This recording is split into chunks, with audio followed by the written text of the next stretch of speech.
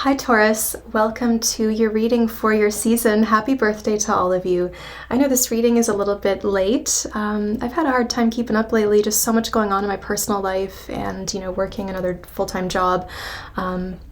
Thanks everyone who has booked readings with me, who has donated to my channel, who's checked out my music. I mean, it's all so lovely. Thanks everyone. So, Taurus season. Let's get some cards. Where are you at, Taurus? What's going on coming up in your season? So this is for not necessarily the month of May, but your season, Taurus season. Solar return. You've got music representing harmony. You can hear the music, and I mean, you've got the shaman on the bottom of the deck, ancient healing wisdom. So I'm feeling drum energy. There's a solid beat. There's something kind of, a nice heartbeat. Everything feels like it's working together. Very strong sense of balance and of beauty, natural beauty. Something about seeing your own skills as well. A lot of you could be working with music, working with shaman, maybe learning to drum or following a shaman or a leader. Meditation music. Ancient, something that is old music, traditional, something about this connecting to land. This could be your ancestors as well, connecting to something quite old. As I'm discussing this, my stomach is reacting.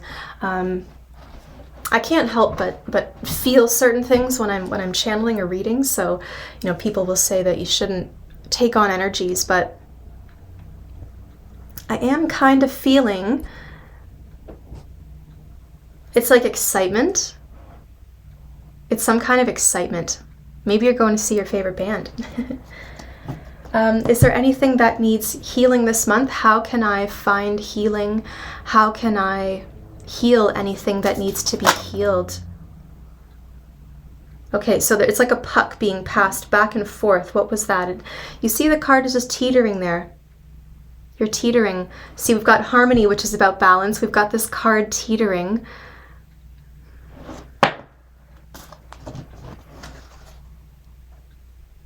Detoxification. Okay. So this harmony could be a lot to do with your physiology, with your body, getting everything working as it should. Are there any blockages anywhere? Is something louder than another? Detox.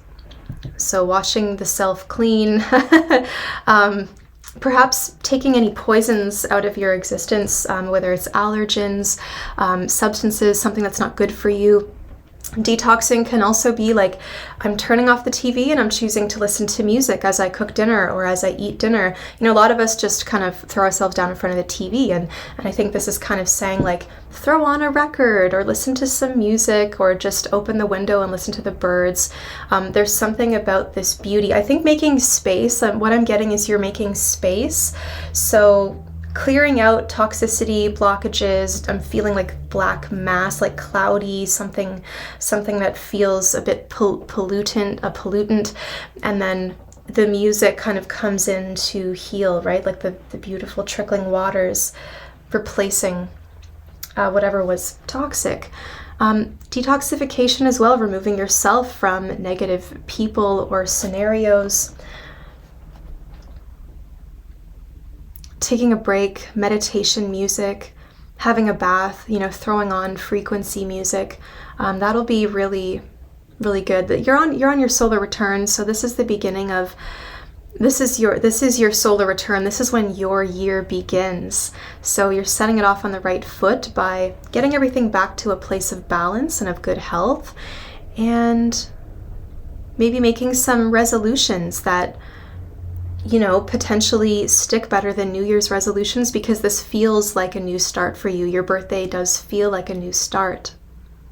Okay, let's get some cards and see what's coming up in the month ahead, the season ahead, Taurus season for Taurus.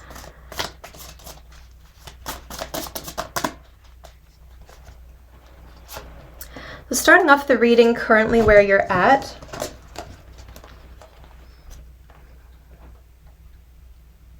You seem to be very happy, a little indulgent, getting a lot of attention, I must say, from someone who either could be in a relationship. There's some kind of glee. I am picking up on that. There's a few options here, so please keep listening. I do feel that somebody is getting a lot of attention or giving a lot of attention. There seems to be quite a fascination with something. This Nine of Cups, though, is what you need to detox from. It does imply overindulgence, because it's so much about self-satisfaction. There is a little bit of selfishness, some hoarding, perhaps. Maybe the Lovers is, asking you to come back to a partner or a friendship or some kind of, could be work, could be a project, but like the harmony that is required. There's something that's catching easy attention here. It's easy to indulge in this. It's easy to look at this. It's easy to be distracted by this. But sometimes we have to be careful what we wish for. And we have to understand that everything comes with a cost. Something is coming with a cost here.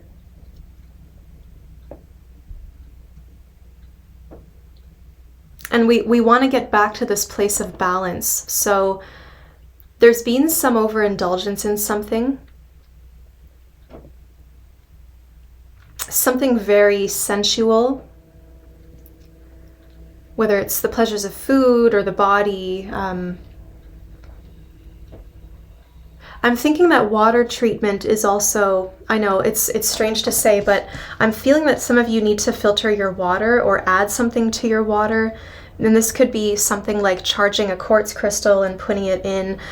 People do that, and there's something about the frequency, because water carries frequency so profoundly, and that's where the vibration and the ripples come from. So the water you're drinking, spending time perhaps in the water, but I am seeing something about that detoxing, and the water needs to be filtered or charged.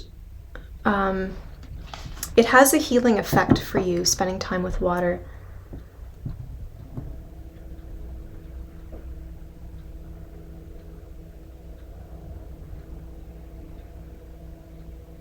Maybe some of you are taking a break from dating.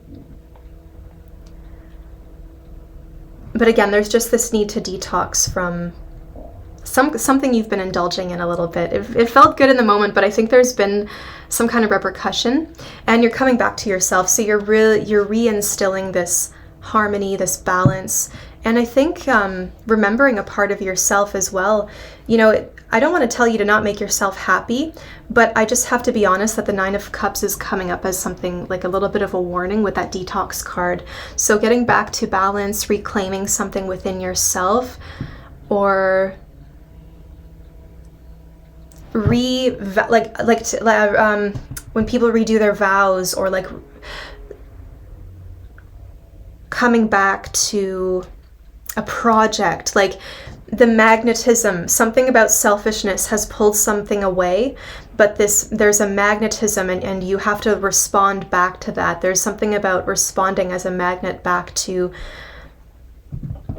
what was good and balanced, and really what made you feel like yourself. Something has kind of interrupted that. Your message from Spirit.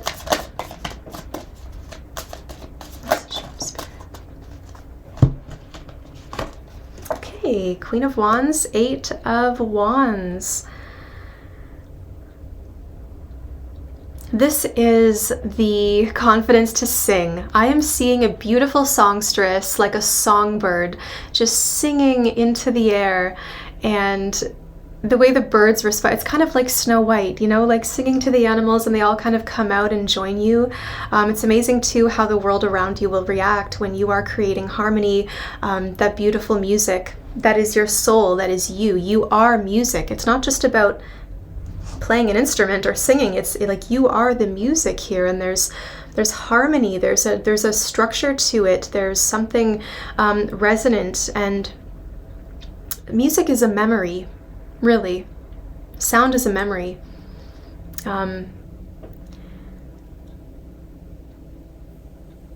Because the second we hear something, it's already gone. but we remember how it sounds. So you're remembering how it sounds. You're remembering how something feels. You're calling it back to you. This is a beautiful time to put yourself out there, perhaps to travel, perhaps to study another culture, again, or travel. There could be contact. Like, I think it's important to contact with people, communicate with people that are in different places. So the confidence to put yourself out there and say hello and introduce yourself for some reason is advised.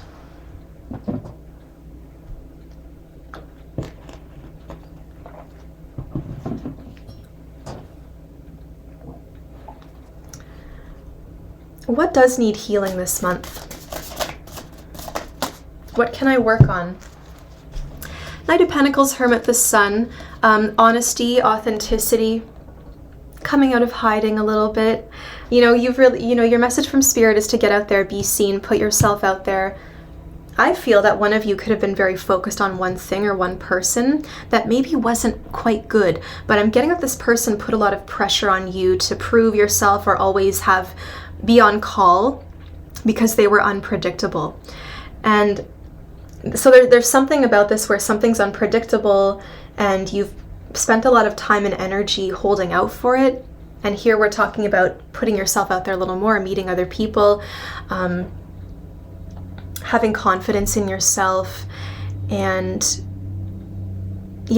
coming out of hiding, taking off the armor. You've been hiding, you've been burying your truth. You've carried this alone, and it's time to bring it out into the open. It's time to reveal, it's time to show. A lot of you, this could be about maybe you're dating someone new. This is the first time that you're physically intimate with one another, because there is a shedding of an outer layer and a reveal of what's underneath. Especially with Queen of Wands, she's very potent sexual energy.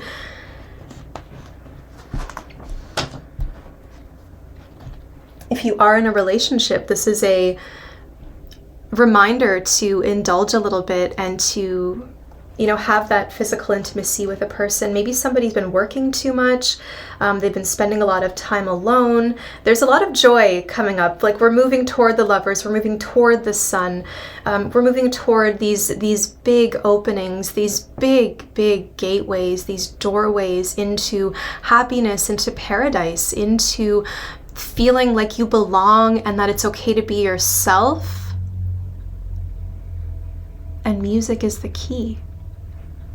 Music is cathartic. Detoxification could just mean you need something cathartic like music.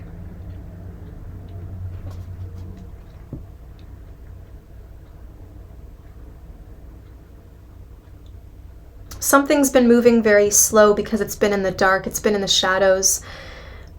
It's kind of like when you plant a seed and you're waiting for weeks to see it come to the surface, and then finally after a couple weeks of anticipation you see the sprout. That's what's happening here. You're seeing the sprout, and then soon enough that gives you a sense of confidence, this little proof of growth. You've got so much confidence now that it's just going to take off completely and grow really fast once it starts. What are my next steps, Taurus? What are my next steps?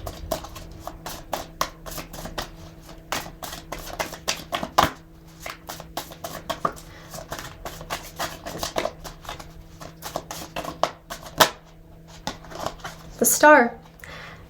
Detoxification. Healing the body, healing the mind. Remembering what you believe in, remembering what gives you hope, getting back to yourself. This season is all about navigating your way back home to yourself. And maybe perhaps challenging yourself to feel at home when you are away. Let's say if you're physically away, or just feeling distant from something, this month is about returning to yourself. The Star is so much about healing and, taking the right vitamins and filling the stores, so to speak, filling the pantry, filling the body with the nourishment that it craves. There's a strong sensuality in this reading. There's a performance quality and magnetism.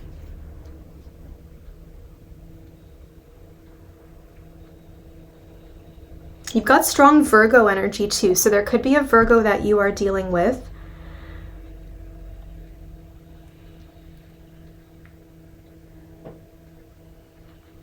And I'm not sure if this Queen of Wands is you having the confidence to perform something or say something or like have a certain role where you're very visible, or if there is perhaps a loved one who's passed on. I'm getting that she could have been a very outspoken, fiery woman, and you're kind of channeling her. Channeling somebody who you really look up to. Star and Queen of Wands, that, you know, a performer, a person in the family, somebody that you've really looked up to because they just had so much confidence and like didn't really care what people thought. It's time to start looking forward to the future and bringing things back to life, believing that it's okay to bring something to life, to invest in it, to, I'm hearing, take off the blindfold, take off the armor, just go back to your authenticity. There's a message here that someone is maybe feeling shy of their body for whatever reason. And really what tarot is asking you or urging you to do this month is just reconnect to yourself and see that you are beautiful. And to walk unashamed. There will be discovery. I will say that something has been lost, something has been buried, or something has been hidden, and it will come to light. There's wise teachings this month. Experience.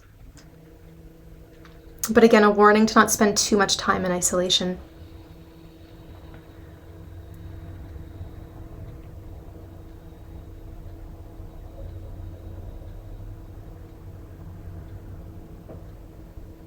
So detox, start taking care of your health, wash the wounds. We're moving toward,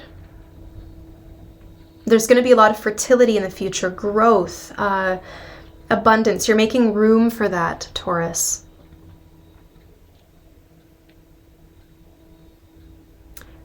All right. So I think I'll leave that there. Thank you for watching. If you'd like a personal reading, the link to my website is below. I'll talk to you soon.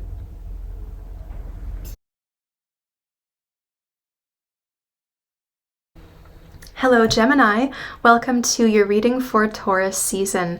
I apologize, this is coming out a little later than I wanted, but eclipse season has of course brought some surprises and interruptions, so here I am, and this is going to be a reading for Taurus season for Gemini.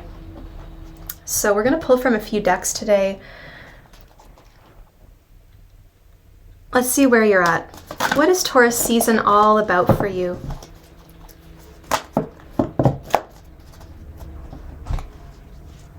Taurus season, ooh, emergence, the dragonfly. So after a period of time, you will emerge from the depths.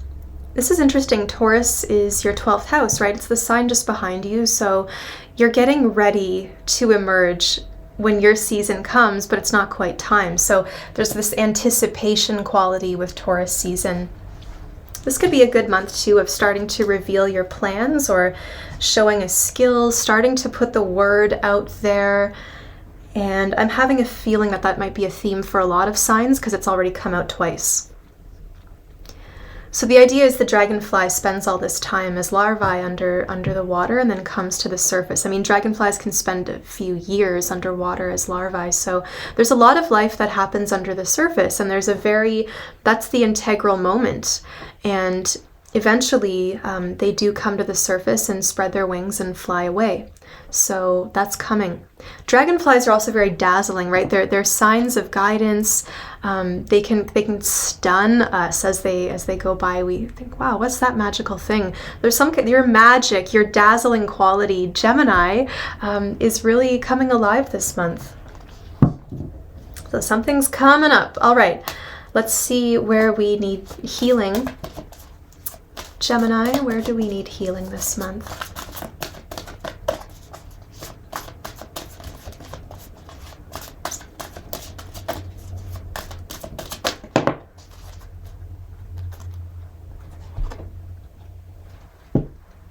beauty.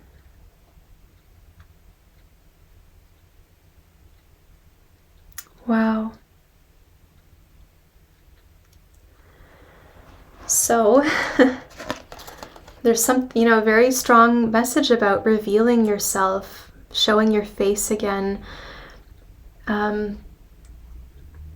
Seeing the beauty, not just your own physical beauty, the beauty around you as the earth comes back to life, where it once was,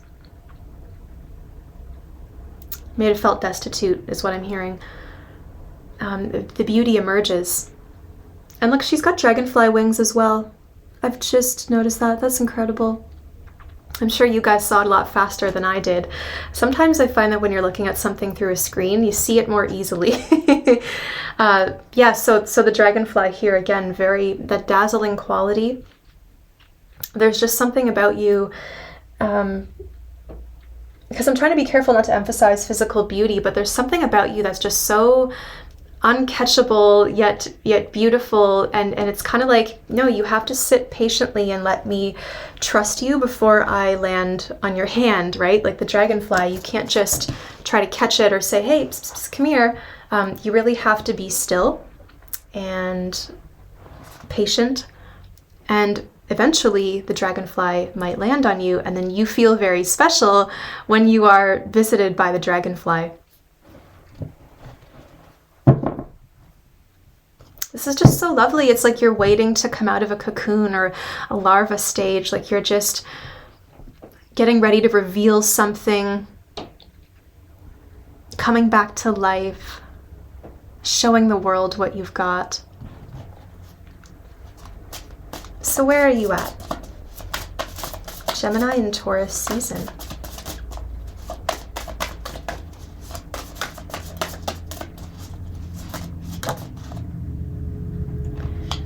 High Priestess, very similar to that beauty. So you have been absent, you've been silent, you've been missing in action, you've not been participating. You might have been observing, waiting in the wings, biding your time. So currently, you're just observing, waiting for the right moment, waiting for the energy to pick up. You're in observation mode, you're perceiving a lot, but you've also got the wisdom to know when to act and when not to, when to say something and when not to. It'll just feel very natural, it'll be unspoken. This is not something you have to plan. It's just something natural. It's a natural phenomena. It's the magical second of a day. But yes, silence or lack of participation for sure. You are, of course, highly intuitive. A lot of you could be maybe getting some kind of certification in aesthetics. I don't know.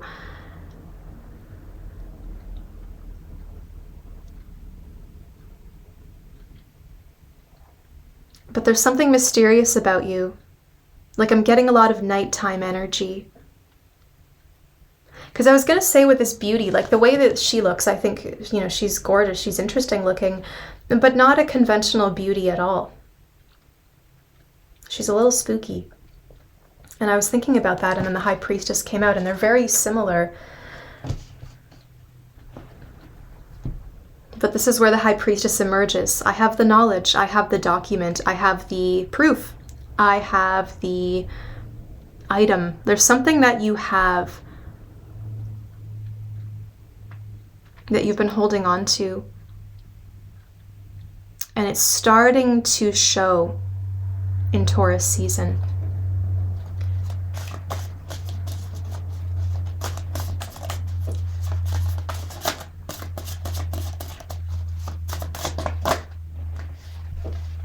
How can I find healing this month? Two of Swords. Saying no, hiding. You've got all this blue energy, this lunar, nocturnal kind of light. It's very blue. And the Two of Swords is your recommended course of action. So again, much like the High Priestess, no thank you, saying no, shields up, self-protection, hiding.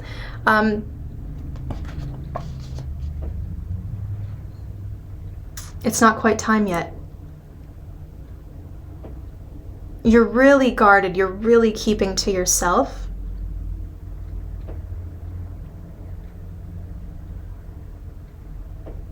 But are some of you highly critical of yourselves and having a hard time participating because you don't think you're worthy? You don't think you're beautiful enough? You don't think you're enough?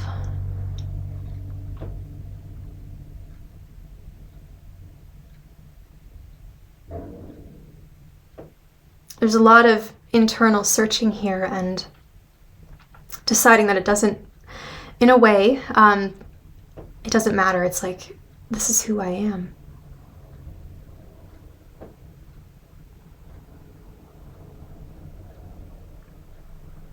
And I do get an emphasis as well on the insect world. Now hear me out, because this, I don't know, there's some kind of symbolism where we've got like the antennae with the moon crown, we've got the wing imagery again there with the swords, duality, the two sides, the antennae, the wings, the antennae that allow you to listen, and the wings that carry you to where you need to be. What are my antennae picking up on?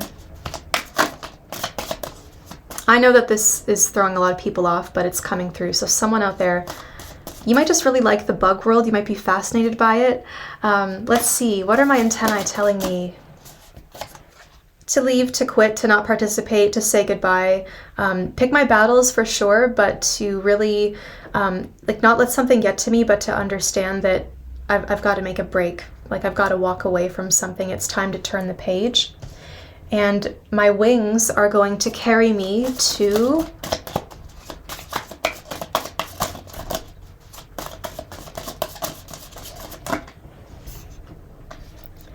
Five of Pentacles.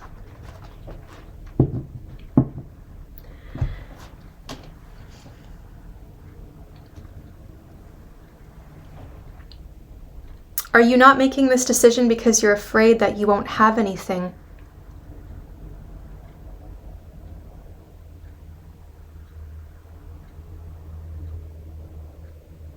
What if I ask for help and I don't receive it? What if I tell someone and they just turn on me? What if I decide to move across the country and I realize that I don't have any friends here? Beauty is emerging. So a lot of what you are fearing, it's not visible. You know, the beauty is not quite visible yet. The possibilities, the comfort, I want to say, the environment, like it's not fully visible yet. So what do I need to know? What do I need to know about this? This change, Ace of Cups, it's going to happen. It's unavoidable because it's going to reach a pressure point, perhaps, if we hold it in too much. There's a very strong spiritual guidance here, but really, it is unavoidable, I will say, with the Ace of Cups. It's heavy emotion. There's a lot of emotion here. And pressure's building, so that's, you know, this emerge, like something is going to come to the surface sooner or later. I mean, there will be a rebirth, and you just can't see ahead right now because you're not there yet. It's, you know what's already happened, but you don't know what's going to happen, and that uncertainty is perhaps stopping you or slowing you down. Mercury is also retrograde right now, so this could have a lot to do with the back and forth. Myself, when Mars was in Gemini, when Mars was in Gemini for like 6 months, very challenging. So you might have really gone back and forth with action, inaction, action, inaction, indecision, you know, second guessing yourself constantly. So what is in your heart? You've got to look at what is in the center of you here. What is in your heart? What makes you happy? And why won't you let yourself follow that? Are you guilted by someone or something, right? some kind of fear of punishment of some kind, or like a universal punishment, or a fear of loneliness, or a fear of nothingness. There is a warning. Some of you could have been in an argument with somebody,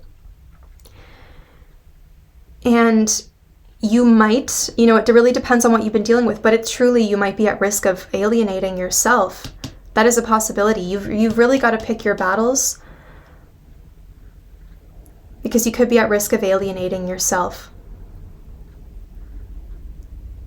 I think your mind is made up, but the Ace of Cups is like something else bigger is going to come and sort of push this apart or push it up to the surface.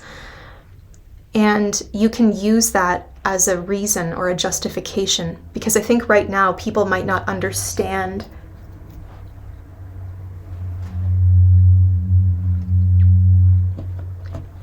what is my next step.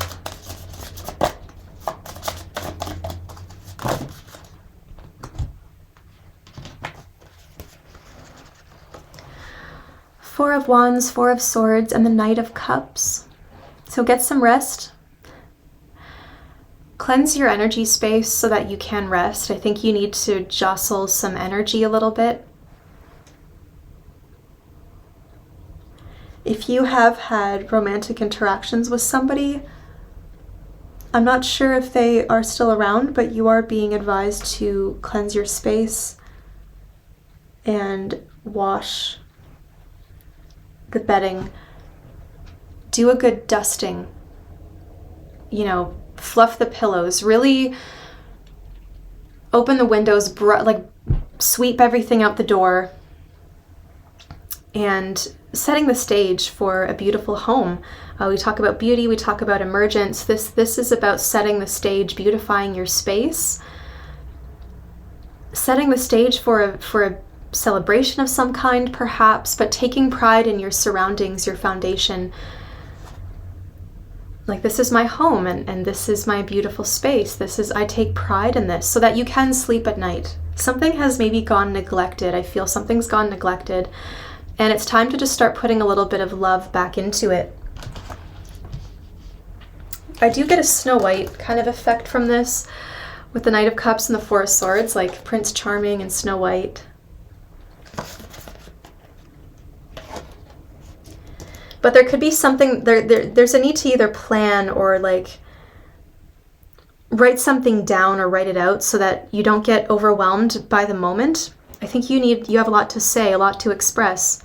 And whether you're presenting a PhD, whether you're trying to express something to your partner or apply for a job, whatever it is, you've got to write it down. You've got to have some kind of plan that you can look at, so you don't forget your points, because you have good points. And that could be why this is coming up, in the heat of the moment. You might forget what you wanted to say and just explode a little bit, or someone might do this to you. So it's necessary for you to start taking records, start writing things down, start making notes, so that when it comes time to bring up your point, you can bring it up succinctly, and you'll have your back. It'll give you a stronger sense of security and confidence, because you know that you're not going to forget anything. So, Gemini, that's your reading. If you'd like a personal reading, the link for my website is below. Thanks everyone who has booked readings, donated to the channel, and I will talk to you soon. Hi Cancer, welcome to your reading for Taurus season. This is not a reading for the month of May. I'm going by season this time. And I know this has come out a little bit later, but eclipse season has rocked me. Pluto in Aquarius has been rocking me. So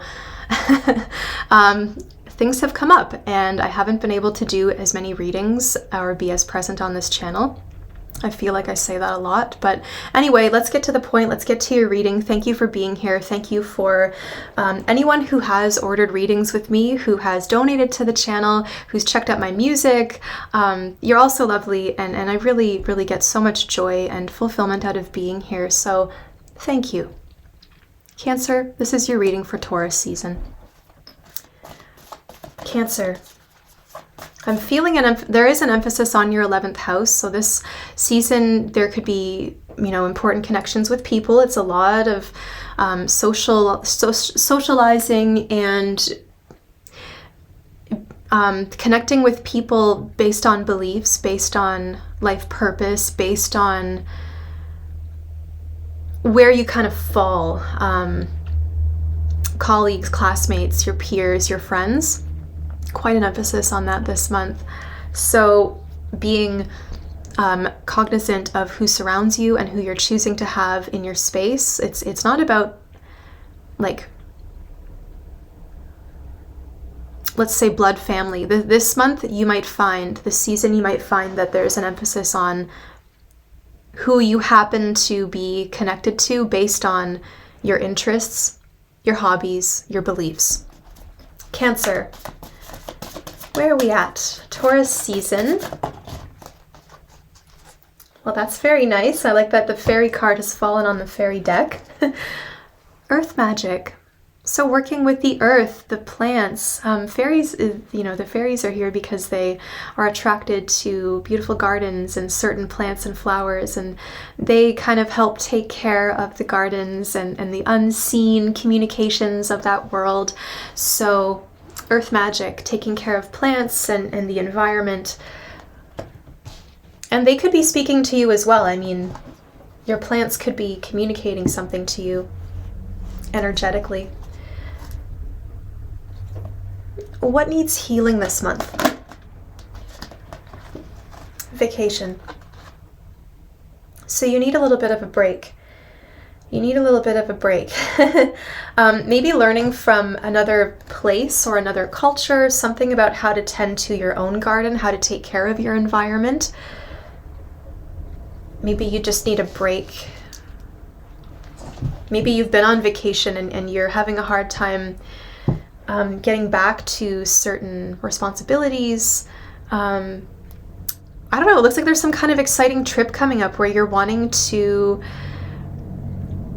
see wings. I'm feeling that.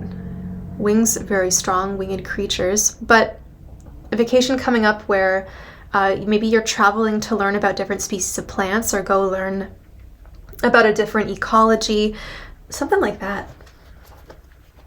But I think you just need a little break. Or maybe you're not taking it in Taurus season, but you are booking it, so you've got something to look forward to. Where are you at, Cancer? What are you dealing with currently? What is Cancer dealing with currently? Okay. I'm going to take this one. As a rule, this is how I read. I've got way too many cards here. So I'm going to take these two and I'm going to put these back. The surrounding ones are kind of similar anyway. What are you dealing with right now, Cancer? You've got an issue with either your surroundings, your neighbors, maybe not feeling like you belong. Perhaps you feel like a bit of an outsider, or that you have to do things kind of secretly because you're misunderstood. You get the impression that something is being hidden from you. You're feeling left out for some reason, and sometimes when we feel left out, we can start to imagine things, right? We can start to imagine or take everything as proof, like, oh, well, this happens, so this is going on. Like, I think you just got to be aware also of jumping to conclusions or making assumptions. But certainly you are feeling saddened by something left out, and you're trying to rationalize it. You're trying to stay mentally strong here, which is really good. You could be trying to detach yourself from somebody who is down and out. And I'm getting that this could be a person that maybe has taken advantage of you, or who is not, their situation is not improving for some reason. So they're not making an effort to help themselves. So they might be codependent. They might be constantly relying on you. And I do feel that you are starting to detach a little bit from this. Others of you are just seeing the power that comes from being an individual. It's okay. Like, there's always going to be times in my life where it's just me, but I've got my own back and I've got my own interests, and I've got, like, you've got your own thing going on, which I think really helps you deal with, a lot of people get stuck in the Five of Pentacles. They get caught in this loop of feeling left out or feeling not cool enough, or that they don't belong somehow. They can't afford something. So, you know, this is interesting too, because with the vacation, I'm going to say for some of you that want to travel, taking road trips or traveling more locally is actually going to help you just get those little breaks. But it's not like, oh, we have to go to Europe and spend $5,000. It doesn't have to be that way. We can just go for like a few nights and go do something. But a road trip, a little break, something is not good in the environment, and you do need a physical break. You do need a physical break. We'll also say that if you are struggling to stay afloat mentally, it is important to remove yourself emotionally from something if you can. Like, you've really got to rely on yourself here. The Seven of Swords can't get what they need the conventional way, and so they act like a lone wolf. They're clever. They figure out. I mean, they say that wolves can't hunt alone, but typically they hunt in packs. They're more successful. But what's happening here is you kind of are a lone wolf. Cancer's always a bit of a lone wolf, aren't we? I'm a Cancer rising. I've got Jupiter there as well, so I tend to like my own company a little bit. But we have to be careful, Cancer energies, not to isolate completely in our pain. We have to reach out. We have to stay connected. Don't hold everything in. Some of us have that tendency because it's a self-defensive thing, right? We protect. We have that exoskeleton because, you know, we protect because we've got the exoskeleton. We don't want people to know our vulnerabilities a lot of the time. So there's something about like figuring that out. What does it look like to be vulnerable? Sometimes we have to be vulnerable. But a lot of you are dealing with a scenario where you have to keep your head about this, because emotions can really take over. But emotions don't always tell the truth. Facts will always tell the truth. So focus on the facts, and that will help you keep afloat, okay? So that's what's going on currently. Let's get a message from Spirit for you, Cancer. I want to relight that candle.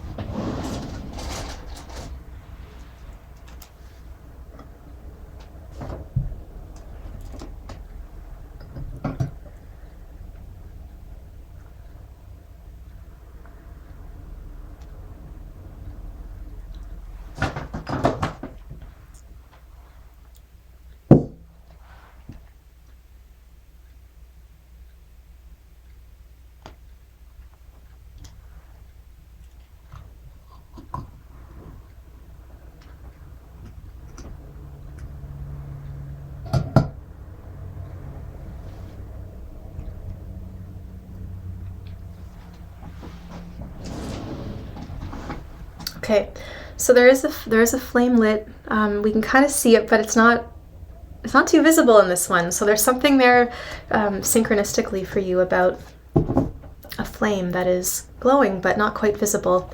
Cancer. Message from Spirit.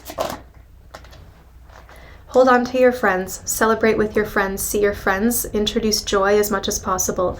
And we talked about not getting emotionally sucked into something, and sometimes we do that by focusing on the opposite emotion. We can focus on joy, we can focus on togetherness, parties, celebration, coming together.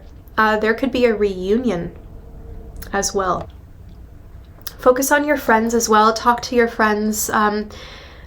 Like I said, the 11th house is really highlighted this month, and it's important for you to have these casual, like, conversations in a casual setting where, you know, your friends have your back, they support you, and they're going to be honest with you. And I think, like, I'm getting that there's no strings attached. Something about this current scenario, there are strings attached, which is why you're trying to be careful about how you handle it. But with the Three of Cups, you don't really have to worry about that. You can be honest and just kind of express yourself, but focus on your friends, focus on those who lift you up and who you can just bounce ideas around with, throw ideas out there, and they'll kind of tell you what they think, right? Just the opinions of your public, basically. What are my next steps? So you're never alone. Oh, interesting. The Five of Swords. Pick your battles. You do have to pick your battles. Gemini had this as well. Pick your battles. There could be a turning of a page. Someone feels like they're getting away with something. You could feel taken advantage of, but change is a big thing this season. You've just got to get away, get a break. And a lot of you, I think, could be, like I said, quitting, which is why, again, you want to talk to your friends, your networks, colleagues, people you've known through various things, just your acquaintances, your friends. There might be some opportunities, or there's something you want to do, you have to mention it to other people. And the more that you talk about it, you generate excitement, you communicate it to yourself, you're communicating it to the universe and people around you. They're gonna, hey, oh, hey, so-and-so, like, hey, Cancer was thinking about this. Well, guess what? I just found this opportunity. Hey, Cancer, I know you were thinking about this. Like, you'll have the connections or the opportunities. Okay, so your next step is the Five of Swords, so you do have to make a break from something, but I do feel you've got to be careful with picking your battles. A lot of you might be wanting to leave a relationship, and maybe you've taken a trip or you're going on a little trip to kind of refresh, and then when you come back, you see things clearly. Some of you need to spend more time with friends, or rely on your friends to help you through, because you want to kind of make a break where you're going on your own a little bit. What is my best course of action? What's in my best interest? Justice. So this is what's fair. This is what gives you peace of mind. Now again, this emphasis on other voices, right? Justice, we have the judge lets people talk, give their argument, look at all the evidence, and then based on everything presented, all the options and all the evidence, then you can make your decision. So justice, in your best interest. Yeah, this is fair, but also, is anyone listening to you? It's not about you listening to all the evidence too. It's like, maybe you either need to speak with a friend who's gone through this or who has experienced something similar, or you need to talk to a counselor or a person who, I don't know if you have to take legal action. I mean, maybe you do have to take legal action, right? Maybe that's the only way that you can get a positive result or have this reach a conclusion, is by getting the law involved, potentially. For others of you, you need to speak to a counselor or somebody who can listen to you and then offer objective perspective.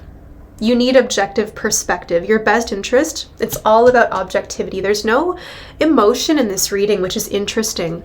Cancer is very level-headed this month. You're calculated, you are removing yourself a little bit, and then I guess a final outcome.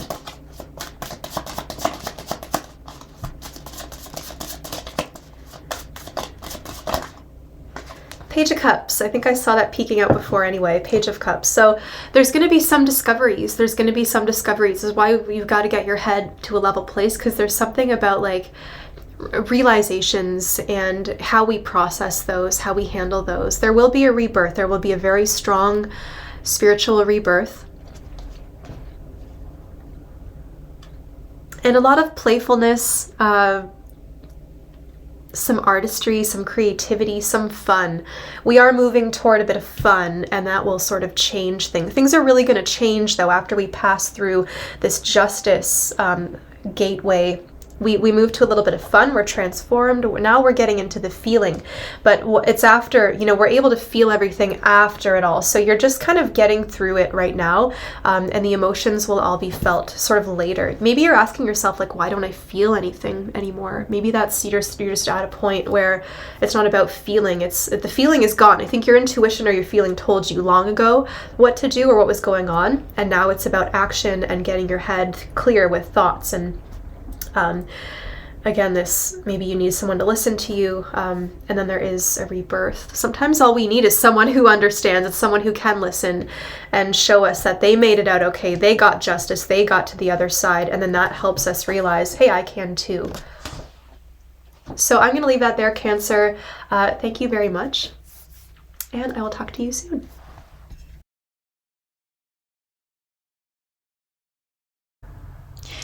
Hello Leo, welcome to your reading for Taurus season. We're going to pull from a few different decks today and see what's going on and maybe where to go next. So if you have any questions, ask them now and we'll see what the cards say. I'm in a slightly different spot today. I'm reading actually in my art studio, so there's some good creative energies here. All right, Leo, let's see what's coming up for you in Taurus season. Where are you at?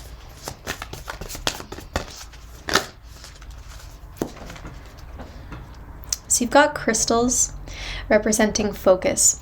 So you could be working with crystals this month. There could be something about the importance of space. It seems like, of course, you've got something very clearly on your mind, but if there is, maybe you want to do some meditating, focus your energy, focus your direction, your intention towards something, specifically working with quartz. So in this card, we have amethyst pictured, and amethyst is a purple, obviously, form of quartz. So it's a very programmable crystal.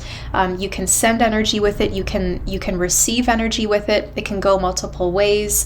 It's easy to cleanse and reprogram, so to speak. So perhaps working with crystals, but overall the message of focus. So there's something very clearly on your mind, and I was noticing that, of course, you're a fixed sign. Taurus is a fixed season, so that fixedness will really help when it comes to being in your natural element. So what needs healing this month? What needs healing? Romantic partner. So you are needing a bit of healing as it relates to your romantic relationship. I don't know if you're in one or if you're looking for one, but there is somebody here that, you know, we're looking at focus, and it seems like that's where you might need to place it this month. Tell me a little bit about this romantic partner. Whoa, 8 of Cups and the Empress. So taking a bit of a break, getting comfortable again, where do you want to be placing your energy? Where do you want to, whose feet will you be laying gifts at? Basically is what I'm seeing here. You're kind of changing where you have been focused and moving toward something else. And so you got the Empress here, which could speak to either another person, a woman, or maybe if you are a woman looking for, say, a man, maybe what's happening here.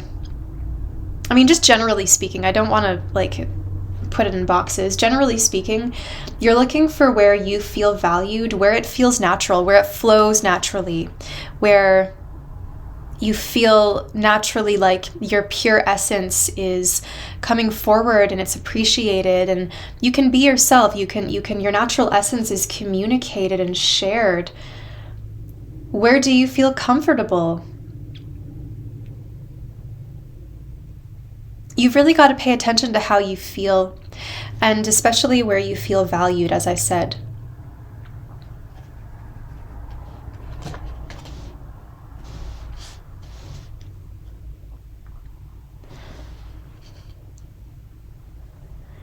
Some of you, this could be a message that your romantic partner is going away. They could be going on a trip of some kind, or just, I do feel a little bit of travel, or someone is kind of going near a coastal area, spending time on an island or like a small country or something near the water, and feeling comfortable without that person kind of not thriving in their absence, but thriving in their absence.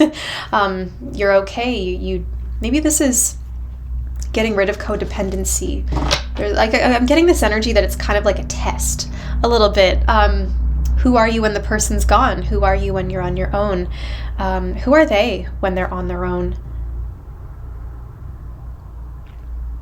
Tell me a little bit about focus. What do I need to focus on? I think you know, but I just want to ask, what do you need to focus on? Okay, so putting down the fight. You might have a lot coming at you. This is a lot of assumptions. This is being defensive, maybe afraid to stand your ground because you're afraid of conflict. You might really need to express something, but you're afraid of conflict. And so we have this little break where you go and you get your head clear, you give it some space, and then you come back and you can find the value in what it is you need to communicate. Because when you know where the value is and where your resources are, that is when you start to see the positive turnaround. So focus your fight this month. Don't be defensive and fight everything that comes your way. This is asking you to be very judicious about the things that are coming up, because you may find that as you enter one battle, so to speak, everything else starts to pop up, and then someone ends up feeling attacked or feeling defensive.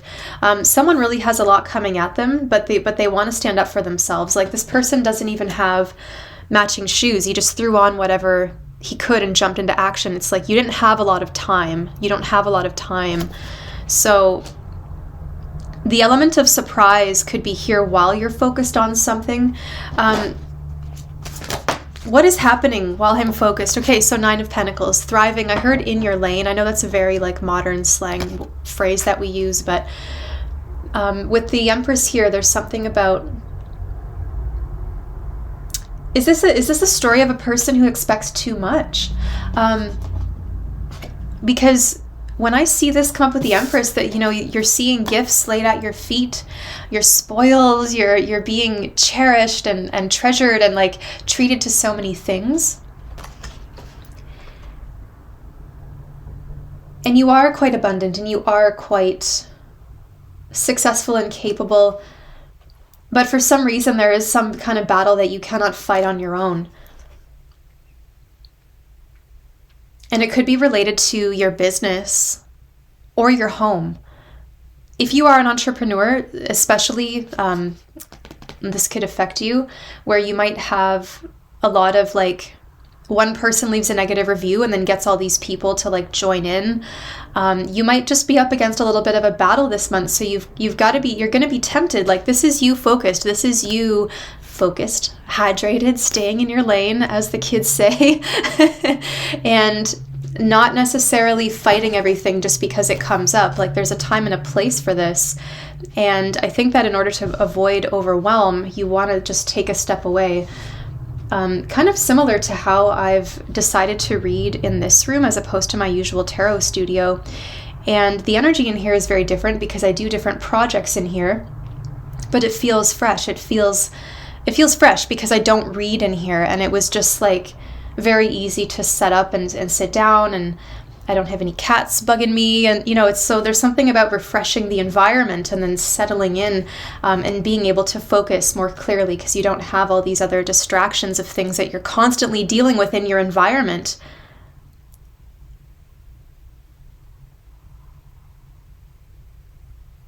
It's kind of like you have to tend to the garden,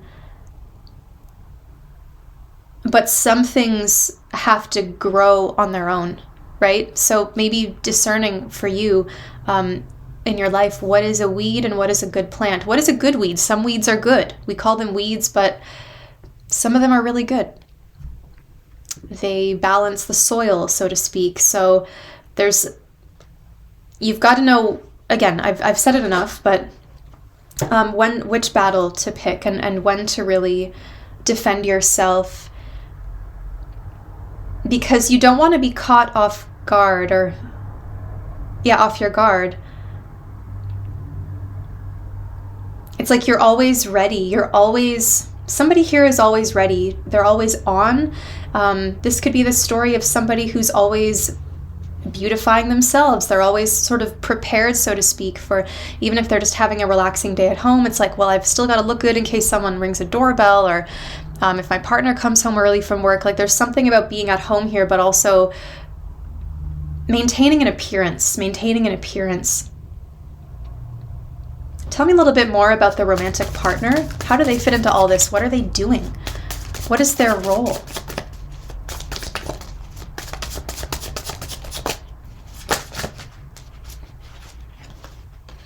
Seven of Cups, Strength, and Lovers. So they're causing a bit of confusion, either in their absence. They might have... So it's like regarding the romantic partner, someone might be struggling or they don't know how to move forward. There's a lot of confusion.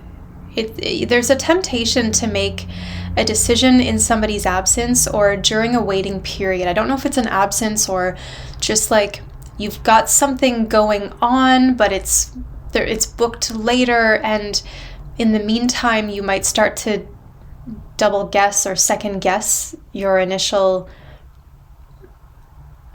commitment. And I don't know if that is a partner and relating to something that they're doing, a project or a job, or if this is relating to the love relationship itself. But there is a need for patience because the clouds will clear with patience, with time. Don't get angry. Somebody might be tempted to become angry. You're going to have to wrestle with your animal nature and let the human nature conquer, so that, or the human nature, the logical mind and even the higher influence, in order to properly see the beauty of something. So patience is definitely needed this month. Patience is needed. Do you still believe in something in the absence or in a silence? Like when you have all that clouded, you can't move forward. Like, what do you believe in? Do you still find the way home? Or is it easier to believe in that stuff when everything's good?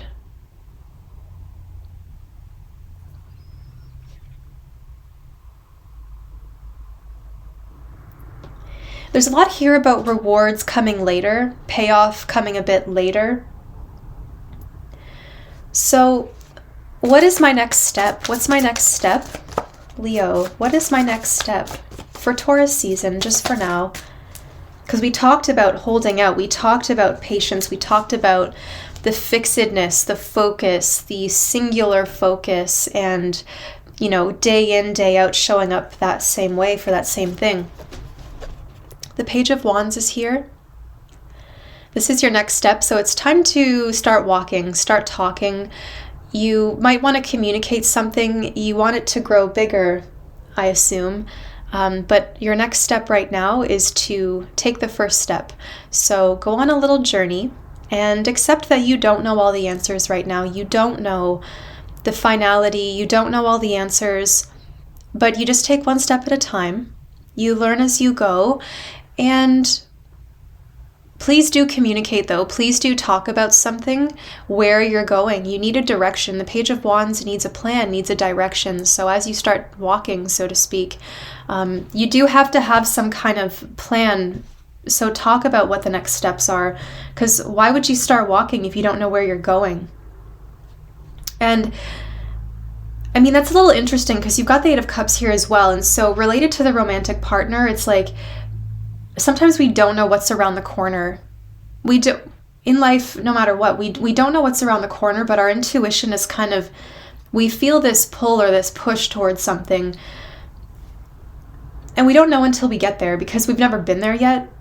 So that's part of it too. It's like, you got to start walking, but it's okay to not know everything right now.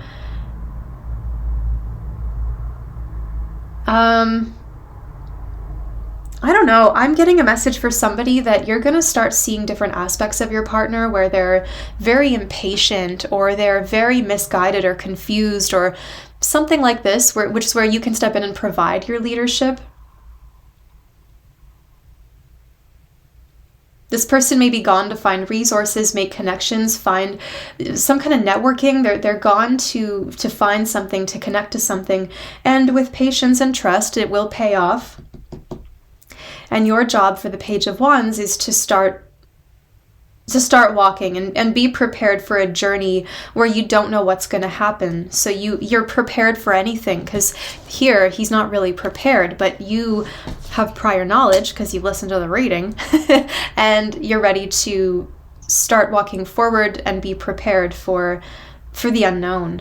But you're also there's a message, a little warning, like be open to not knowing. It's just hard for Leo because you're ruled by the sun. You like things to be out in the open and talked about and obvious, and you're not, I wouldn't say you're not looking for a mystery here. You're not looking for a mystery, but you might be looking to solve a mystery, and with patience you will.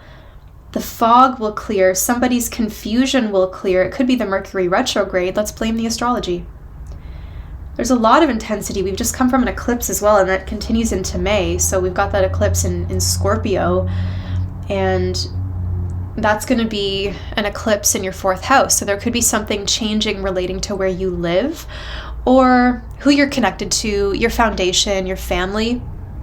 There could be some kind of changes relating to this. You do have positive payoffs. I mean, you do have the Lovers, the Empress, the Nine of Pentacles, all kind of on the end of the cards. So there's payoffs, rewards. I heard the word decency.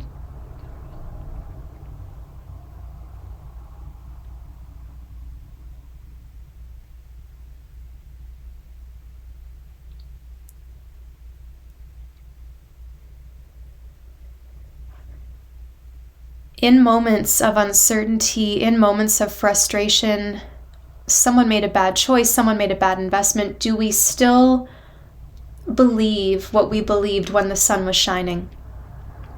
That's the challenge this month. You might be coming into a bit of an overcast day, and you're waiting and waiting for the pressure's building. You're waiting for the clouds to break and for rain to fall, but it's not going to happen. It's just one of those overcast days where the light is the same all day long.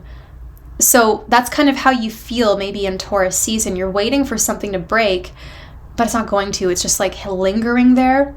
And with patience, you get through, the sun breaks, you come out restored and balance is restored. But focus too every step of the way, like take note, notice what's around you. This is important to pay attention to location and the details that are with every step you take.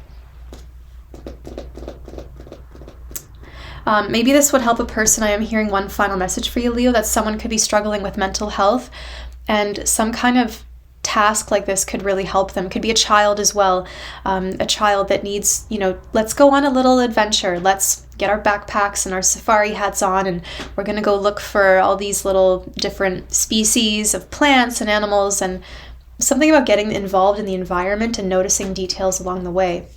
That's also important in love. Noticing the details along the way, not just letting the promise of the happily ever after cloud your everyday life, right? Because the happily ever after doesn't really exist. You're just building it every step of the way. So that's why you've got to be careful about each step. Like, do you appreciate your partner today? Do you appreciate, and I know a lot of you are single too. So maybe a lot of you, this is about patience and learning your own worth, and then attracting certain things to you and being a little more forgiving as well. There's give and take here. Like, you've got to set your foot down with certain things, but other scenarios, I think you've got to be a little more forgiving. So that's it. I'll just leave it there, Leo. If you would like a personal reading, I have a lot of different readings available on my website. The link is below, and I will talk to you soon. Virgo, welcome to your reading for Taurus season. I am not doing a monthly this time. It's going to be for Taurus season. Fellow Earth. So, let's see what's coming up for you. Virgo, Taurus season. Where are you at? The dawn of love. Dawn and love. That's beautiful. New beginnings, compassion. You might be feeling really supported by somebody, or you're ready to offer support, or I think there's just so much kindness extended, and it's kind of helping you see something beautiful. This could relate to romantic love, but I'm kind of getting that there's a refresh. You're being refreshed, and that's so nice to see. You do have an eclipse coming up in your 3rd house, so you're experiencing perhaps new technologies, new ways of communicating, new ways of connecting to others, connecting to what's around you, your friends, your siblings, your peers. the lunar eclipse in May is going to remove something from your life related to communication or technology. And in its wake, when something is removed, there is something new begun.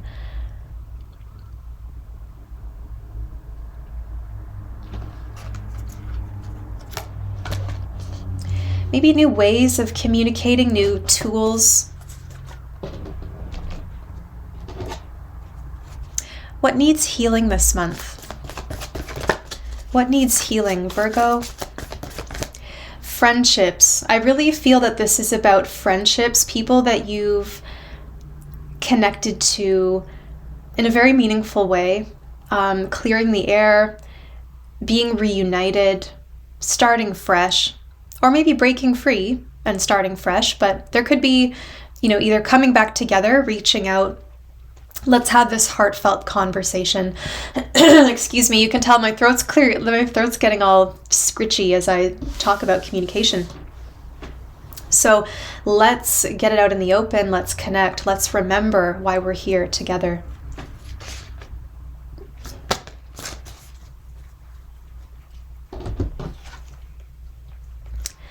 Body movement. Body movement is what needs healing. So maybe somebody who can be like not a tag team, but someone you could be accountable to. Maybe you go like walking or running together, you dance together, you do yoga together, whatever. Body movement is really going to help you this month. We've got a bunch of fairies dancing around in a fairy ring, which is lovely. So there's a need to get the body moving. And that can open. I'm feeling like a lot of you have compressed the heart chakra, the heart area.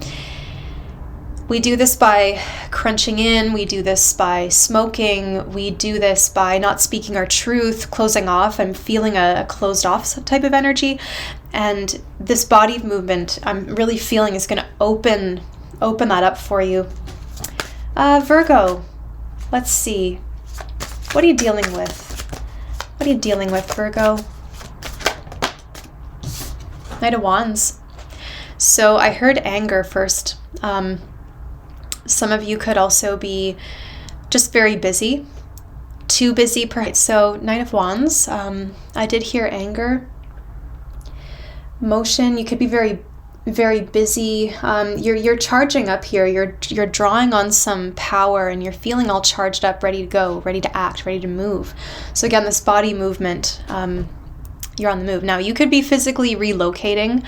You may have a change in residence. You might just be very busy. Something this month requires you to jump into action. Could even be another person that's been relying on you or something. You're going to have to jump into action. So you might be busier than you think. Like body movement. Oh shit! Like I've got to jump into action. It's, they're asking me for help. Hi. Oh my gosh.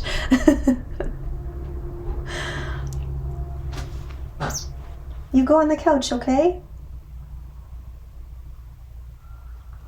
God forbid he jumps up here. What are my next steps, Virgo? How can I heal whatever needs to be healed? Body movement could also be Reiki, because really what I feel is you need to facilitate some kind of flow. You need to open up something and just move it. There could be some stuck energy, a lot of stuff kind of lingering around. So we do have this agitation, for lack of a better word, that's really starting to shake you up and move you a little bit. So what needs to be healed? How can I move forward in my healing? Knight of Cups. So in the Knight of Cups, we have an offering. Is it a peace offering? It's just going a little softer. The Knight of Wands is where you're at, but the Knight of Cups is how you heal. So you see how he's so charged up and fired up and maybe a little angry. He's got all his armor on. He's announcing himself in his flashy tunic.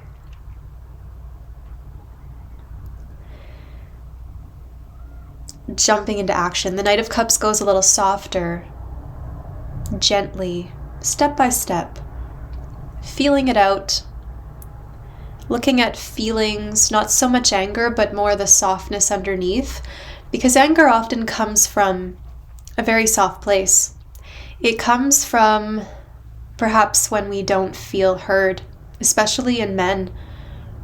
Their mental health issues are more showing up as anger, whereas in, traditionally, and in women it may show up more as the softness, the sadness, the feeling, the vulnerability.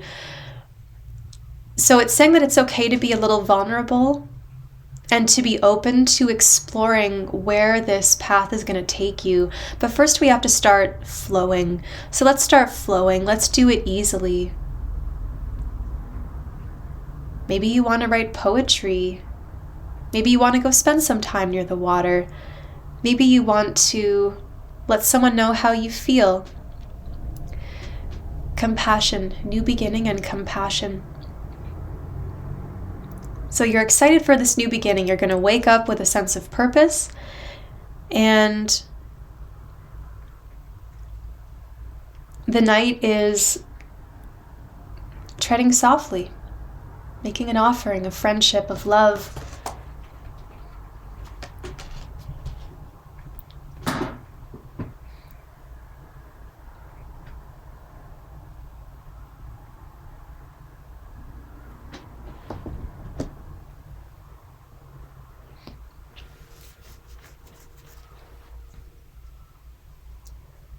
So I feel all fired up. I might feel angry. I'm ready for action. I want to jump in. I've got a sense of purpose.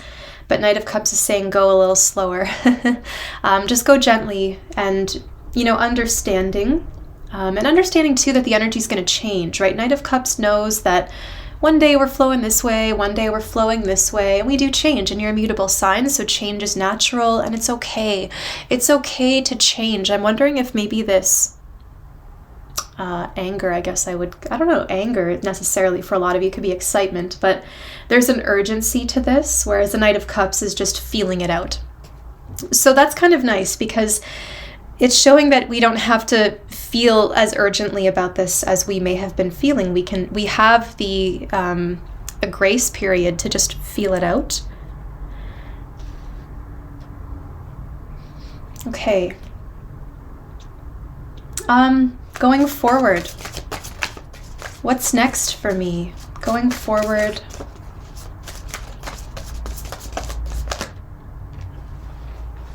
Seven of Wands. This is probably the eclipse talking here. This is that lunar eclipse in your communication sector. So that can be anything from cutting out somebody's cutting out somebody's phone number, to changing your phone number, to getting a new piece of technology that'll make it a little easier for you. Maybe you're deciding to step away from technology, right? Lunar eclipse in the third. Lunar eclipses will always cut something out. And here you look like you're trying to fight something or get rid of something. So, going forward, you do seem to have, it's going to feel like a lot of things are coming at you. And you've got to pick your battles, because you can't show up to all of this or fight it all yourself. That's what you need to remember too, Virgo, is you can't do it all yourself.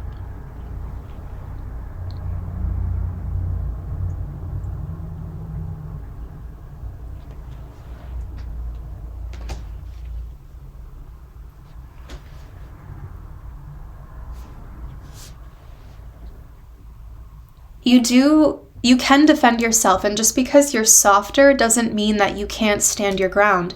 Sometimes being softer is what lets the other side really listen to you. We can't always get our point across by acting with force or speaking with force. We have to kind of do that in a somewhat gentle way. Someone might be very sensitive here, and we're needing to consider, act with a bit of compassion in this scenario, where somebody, you're angered, and you could be righteously angered about something, but there's some other element to this where we have to go a little softer. We want to launch in, we want to fight. I see that, like, you want to argue, you're getting into it here, but this is a new beginning of compassion and of dancing. That's a very cathartic thing as well. When you get real angry and worked up, you just want to go punch a punching bag or do something angry or stomp around or slam the doors. what this is offering here is like a cathartic bodily experience through movement, through dance, through walking, through expression. And that is what will facilitate some of this flow, help you feel a bit softer, and then be able to discern what is worth fighting and what is not. You will have to face this. There is something that you're standing up for, that you're defending, but it's in the name of compassion. So that's why it's very important to you.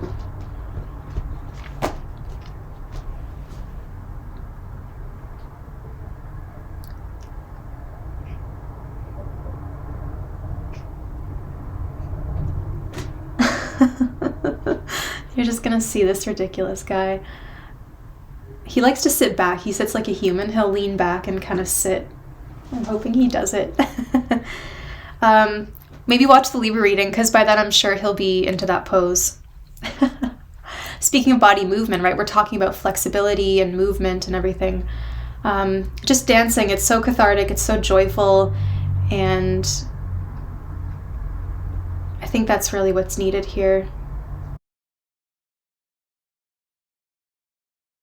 Welcome to your reading for the Taurus season.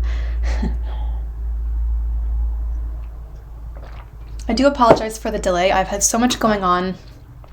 Personal life, work life, market season is up and running, so admittedly, I've had a hard time keeping up with everything. But thank you to everyone who has booked readings with me. Client readings will always take precedence when it comes to YouTube or, any kind of readings in my life. I always put clients first. So thanks everyone who has booked with me. If you've donated to the channel, thank you. And thank you for being here, despite my unpredictability. So, Libra, let's see what is coming up for you in Taurus season. 8th house, so debts. Do you owe anything? Do people owe you? It's collection time. It's like we're looking at this. We're looking at scenarios with extended family, how we are connected to other people, and the things that become part of our experience when we do decide to connect to other people, such as their karma, their dramas, their debts, their choices. There's a lot of that kind of circulating you at this time. So Libra, let's see where you're at. Libra.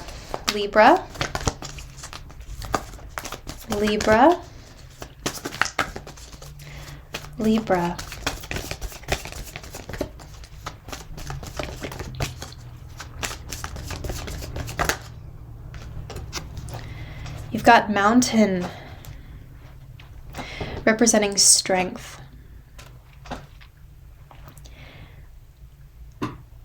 So this mountain can seem impossible. You've got some kind of roadblock this month. And it requires strength to face it. Patience as well, right? This is not something that can be conquered in a day. This is something that's going to take a lot of time. So patience is asked of you. Inner strength, not just displays of outer strength, but inner strength. What does it mean to be the bigger person? What does it mean to face our challenges? This is a somewhat challenging season with that card. So let's look at what needs healing. What needs healing for Libra?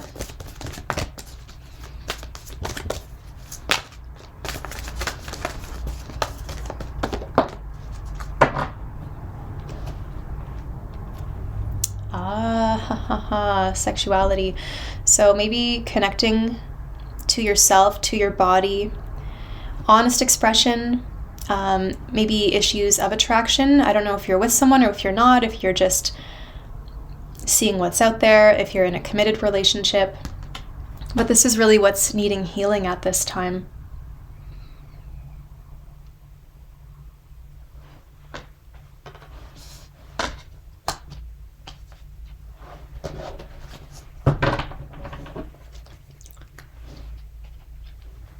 So where am I at?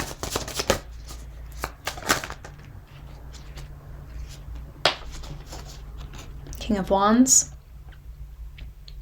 Libra's gone into hermit mode. Libra doesn't want to be it's not that you're not expressing yourself.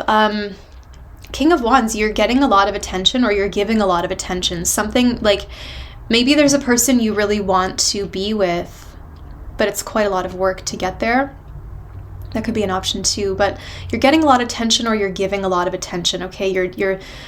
You're sensing your sexuality, you're sensing your power of attraction. There's a lot of attention, a lot of attention for whatever reason. And yet we have the Hermit, the Knight of Pentacles, and the Ace of Pentacles. Very Virgo and hermity, modest, shy energies. You've got your armor on, you're minding your own business, you might have your nose in a book, you're too... I've read a lot of stereotypes about Libra that they have, because, you know, being ruled by Venus and all, and they do tend to be very creative or physically attractive sometimes, but there's kind of this stereotype with Libra that despite how attractive one may be, a lot of shyness, a lot of second guessing oneself, not really owning the sexual power. So this could be something that the Scorpio eclipse teaches you, because that lunar eclipse is going to cut something down. It's going to cut something out of your life. It's going to remove some kind of fear, some kind of blockage. There's going to be a culmination, I think, around personal finances as well. And, you know, that sense of value, finance, abundance is so tied to how we express ourselves sexually or physically, because it all has to do with self-worth and self-value. And there's a lot of safety here. I will say that, okay? There's safety, there's commitment, there's safety is just what I keep feeling.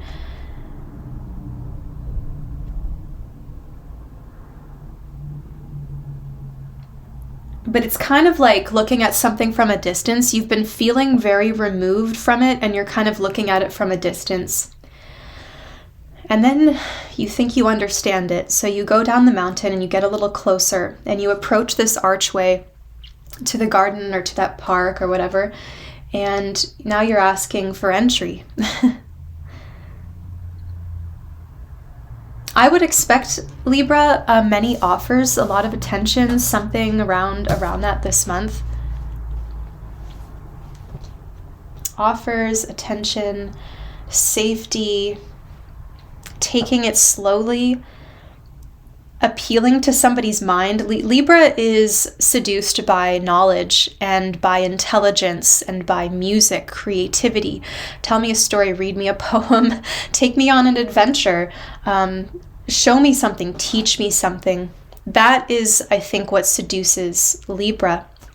So otherwise, you're going to go and just study your own things. And the King of Wands is always ready to just act. He wants to take action. He's ready to, he sees what he wants and he goes for it.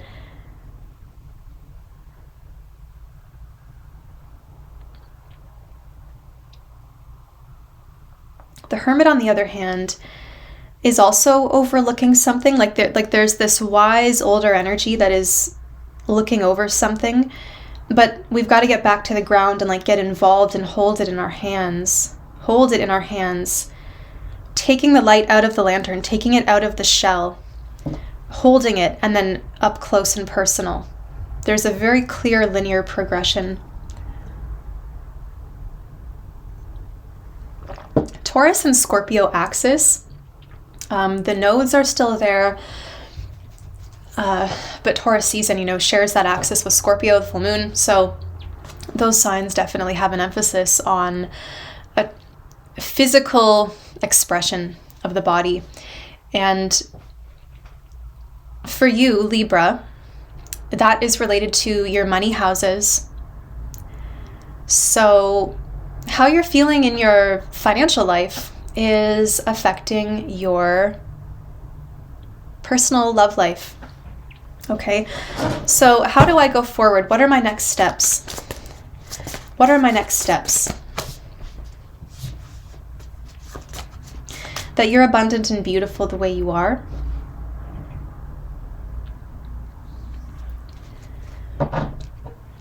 that's a hard, I want to keep my own personal views out of that, but I will say, just human to human, it's challenging, because you hear me saying these things and you're saying, Wendy, well, I only make this much, or I do this, and like, maybe girls don't like me if I don't make enough money, or like there's something tied to some kind of shame or trying to hide your financial situation that relates to your love life. The only advice that I can give for that, I know I should pull a card, but human to human again, the only advice I can give is to just, if you want to improve your financial situation, you can. But if you're happy with where things are, then just be happy and express that happiness. Like, you've got to take what's inside and put it out there. You've got a lot of options, again, or a lot of attention is coming to you, or you're looking at other people. But there is a commitment, there is an offer. I do feel Virgo energy as well, very strong, but somebody is just feeling closed off. It's not time, and you might just be out of sync, and that's okay. So, goodness, what was I going to ask next? What's my next step? What is my next step? Ace of Cups.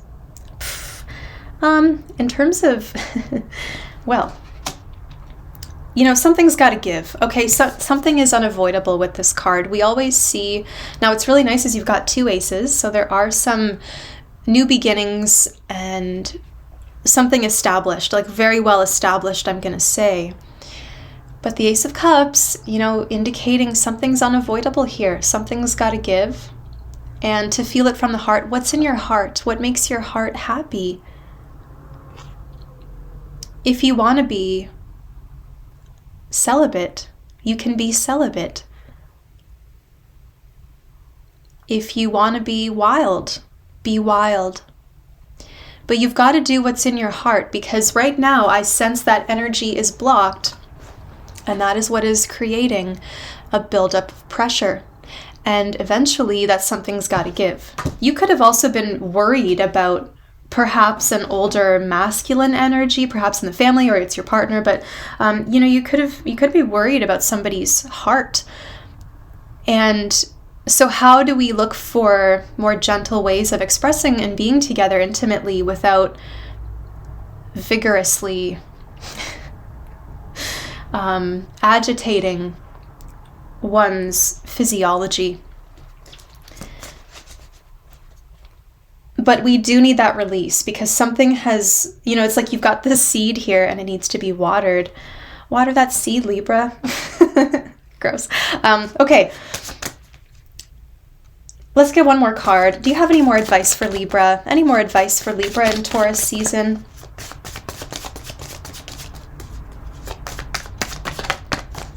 Any more advice for Taurus? You got a lot of earthy, in the earth, growth, the ground, the plants, So, you've got a lot of options. It is time to invest, okay? You do have options, and you do have something to invest here. So, truly, truly look at everything presented. Don't just look at the surface level. I feel like you're investigating top, bottom, underneath, everything. For those of you about to get into a relationship, you might be very sexually attracted to somebody, but then there's certain red flags. It's hard to ignore what the body wants when the mind wants something else.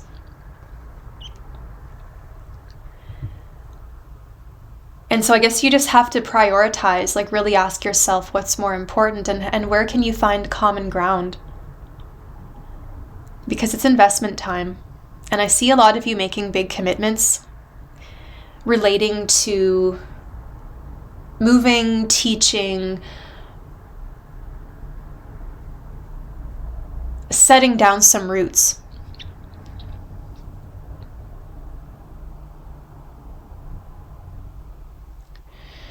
And it could have been a time of quiet as the seeds begin to burst and take form underground. And then finally you start to see the proof of growth.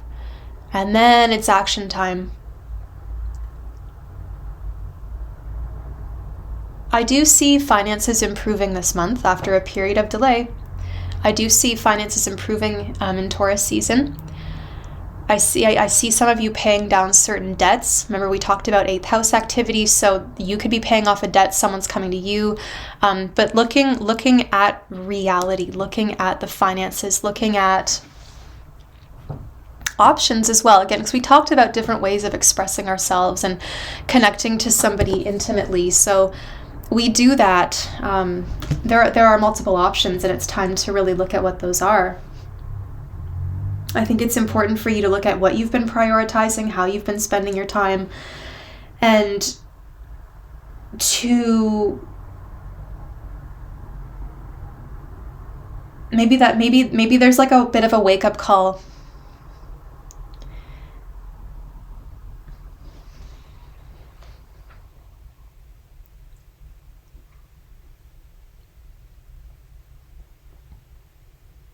You have the strength.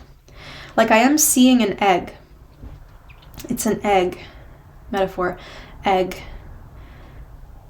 You're sitting on it, you're warming it, and then all of a sudden it opens, and all this stuff comes out. All these other little pentacles are born of this main pentacle.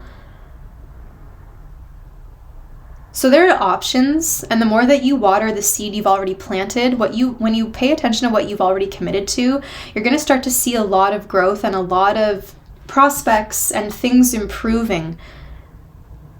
Because you're saying that you believe in what you've already invested in. And why wouldn't you? Why would you invest in something you didn't believe in? And so that positivity, that authenticity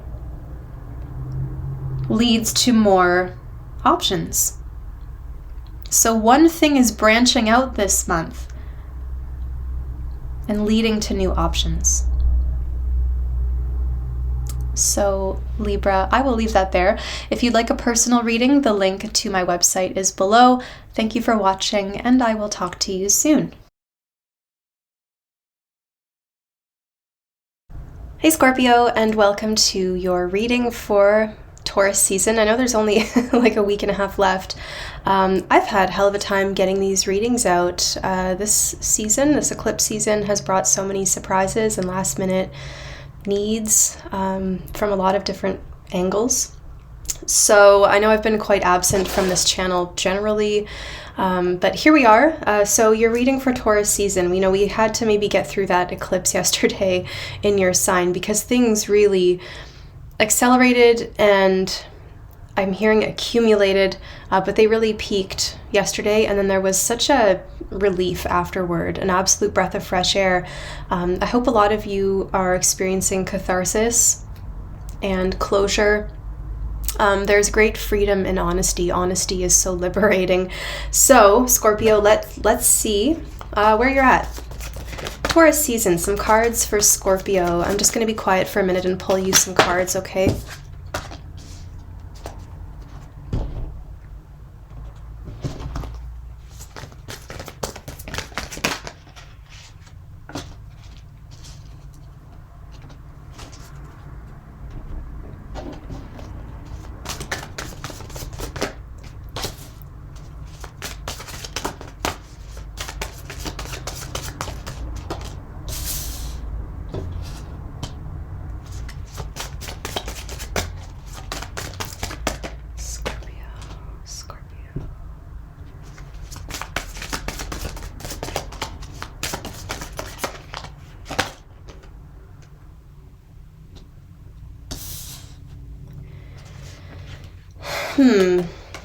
Okay.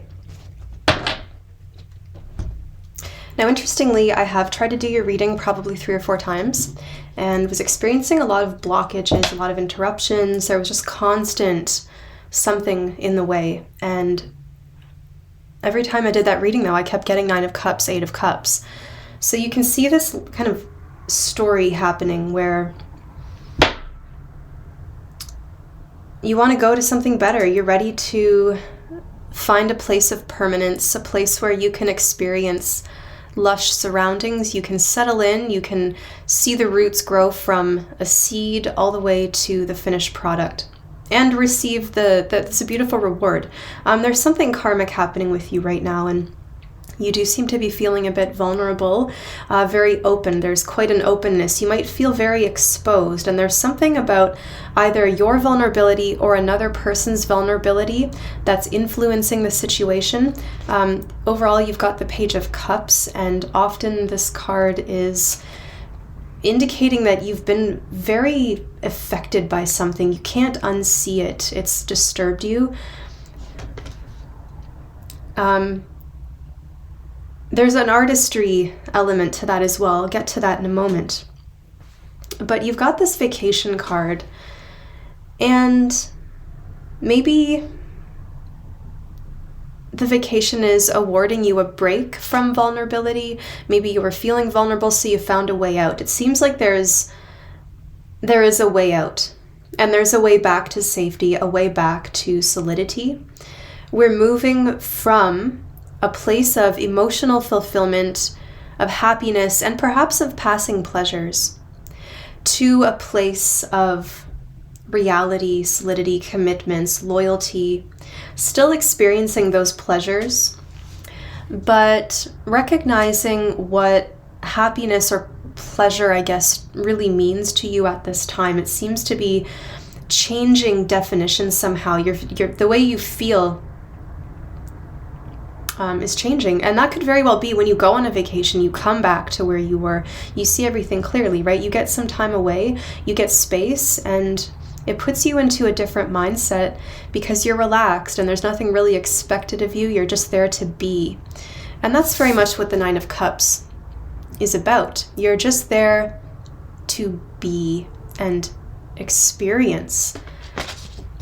And something about that pure state of just being has absolutely transformed the way that you feel. And now you can kind of feel like you're wanting to move toward something else.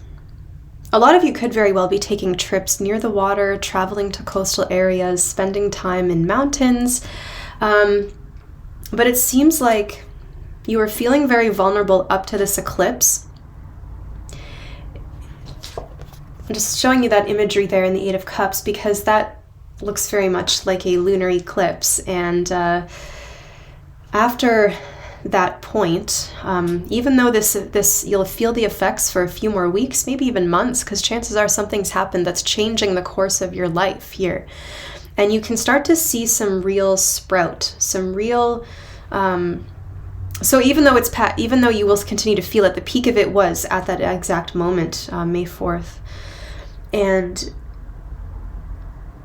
going forward, there's less of a feeling and more of a permanence, more of your reality, your physical. There's something tangible now that you can hold on to, that you can trust. Before it was a feeling, and before it was maybe more just about pleasure, just about making yourself happy or doing something because it felt good. Like this could even be about nourishment. Perhaps you were choosing foods that just, well, it tastes good, or I like to eat it or whatever, but I think your body is asking for something different than your emotions are asking of you right now. And Scorpio, that is something that you contend with. That's part of your karma actually as your sign, I think, for a lot of you, is the body versus the emotions. And how do we work those together, right? How do we get to the chariot where we can combine those forces and have them all working together? Housed, I'm hearing the word housed. So that maybe is where you're going now, but more reality. There's a new job, there's a new settling into a new home. You seem to be paying for something, or you're cashing in somehow. I see financial reward here. And then this Page of Cups is so intriguing because it's a little bit of, that is the vulnerability. That is being freshly reborn, freshly back, freshly into something. And you might feel like you've seen too much, or you've seen something that has changed your mind. It kind of hits you to your core, and it's hard to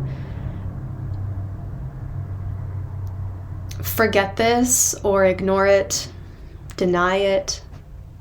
You'll never see that person the same way again, and chances are they're not going to see you the same way again.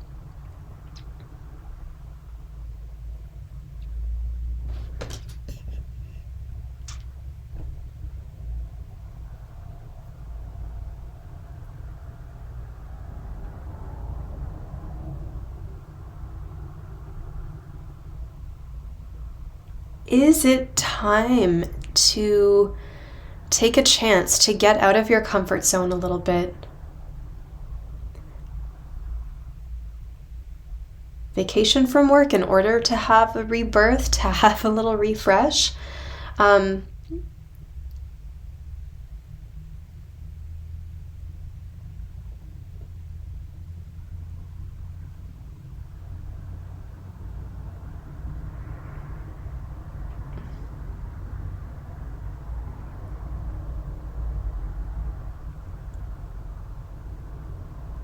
Let's get some more cards. What's next for Scorpio? What can I look forward to? You can look forward to a lot of excitement coming up, perhaps a move, a house move for a lot of you, some travel for sure, or like I said, a lot of activity. That you can be excited for a new sense of purpose. A lot of vigor, a lot of adrenaline, excitement, just a sense of purpose. Get in, get it done. Efficiency. No more depression, so to speak. No more feeling like things are out of your hands or out of your control. You are able to get up and get to it.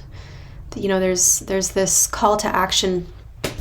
So something very important is going to spark your interest or your adrenaline, and you're going to want to get involved.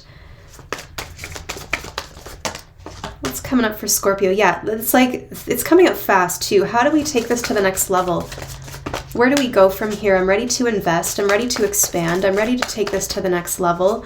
I'm ready to put something into the world. I'm seeing contracts, something about perhaps a job for a lot of you, new contracts, feeling like you're in the right place too. There's something, like, I love the Justice card. Who doesn't? It's truly, everything's in its right place. Now, and I think you've recently changed your mind about something very significant in your life. And Justice means you've looked at all the options and you've made the best decision. And King of Pentacles reinforces that. He shows a lot of stability in the decision. He shows permanence. He shows something you can rely upon and feel safe with. So, pardon me, excuse me. So Justice, yeah, you've spent a lot of time looking at the options, and now it's time to give that verdict. Maybe some of you are dealing with court cases, dealing with the law.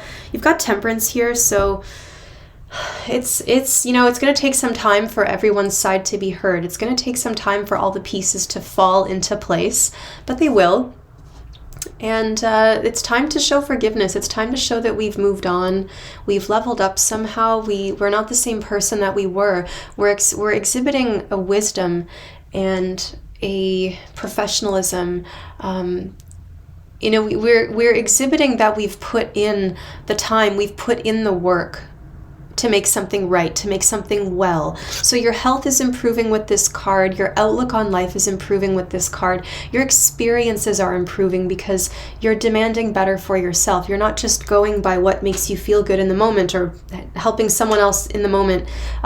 This is careful, it's deliberate, it's a little bit at a time, minor adjustments over a period of time to get to the King of Pentacles, to get to Justice, little adjustments over time.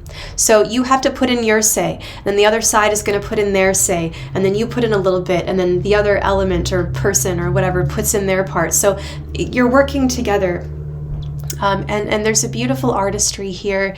It's reaching a point of feeling truly like everything's in its right place, a lot of balance after a lot of change. You've got the Six of Pentacles here as well with Justice and Temperance, so very much heading toward balance in the body, in the mind, and in the spirit. No longer being guided purely by biology, but more so by a higher knowing, a consciousness, and an awareness of consequences, an awareness of how this will affect. It's not just about the moment. This is how something will continue to impact you going forward. So I'm seeing a lot of wisdom And that is vulnerability. It's vulnerable to learn something new or to change your mind. You know, people reach a point where they're so stubborn and so set in their mindset that they don't want to learn new information. They don't want to see new things, or, you know, it's just, it's what they know and that's it. And that can be very frustrating. So it shows a lot of vulnerability, a lot of strength, but you can see the payoffs here from the choices that you're making. So Scorpio, I'm going to leave it there. If you'd like a personal reading, my link is below. My website is queenofpentacles.ca. I'd love to read for you, and I will see you all in Gemini season. Hi Sagittarius, welcome to your reading for Taurus season. I know this season has pretty much passed. We've got about a week and a half left, maybe 2 weeks, but I've had a hell of a time getting these readings out. This is my second time, I think, doing your reading. Just a lot of interruptions, a lot of chaos, a lot of last minute urgency, you know, eclipse season. It's been intense for you, I'm sure, just as much as it's been for me. So let's go ahead and see what's coming up for you. I'm just going to be quiet for a moment as I pull your cards.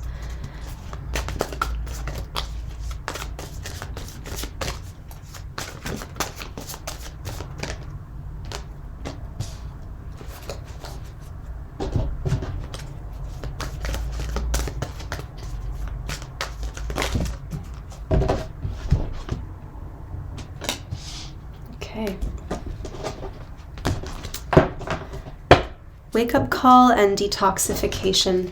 So maybe some wake-up call with your health, a person or scenarios, situations in your life that just are not healthy for you.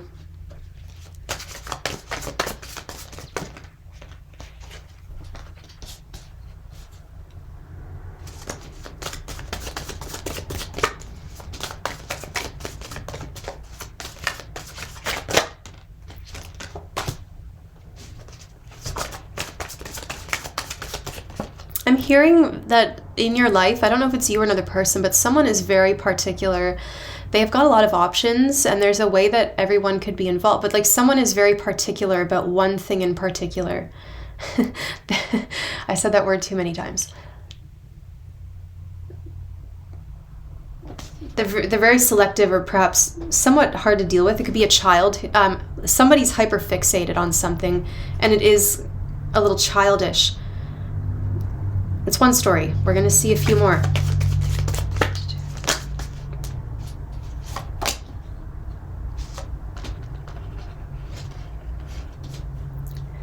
Okay, why not? Why not?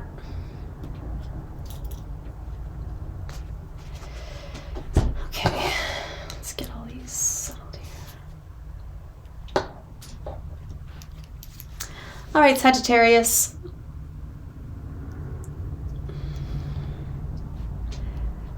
It's definitely a time to remove certain things from your life. Detoxification. You want to cleanse. Drink as much water as you can. Bathing, scrubbing, exfoliating, like really just sloughing off a lot of stuff. Shedding the skin.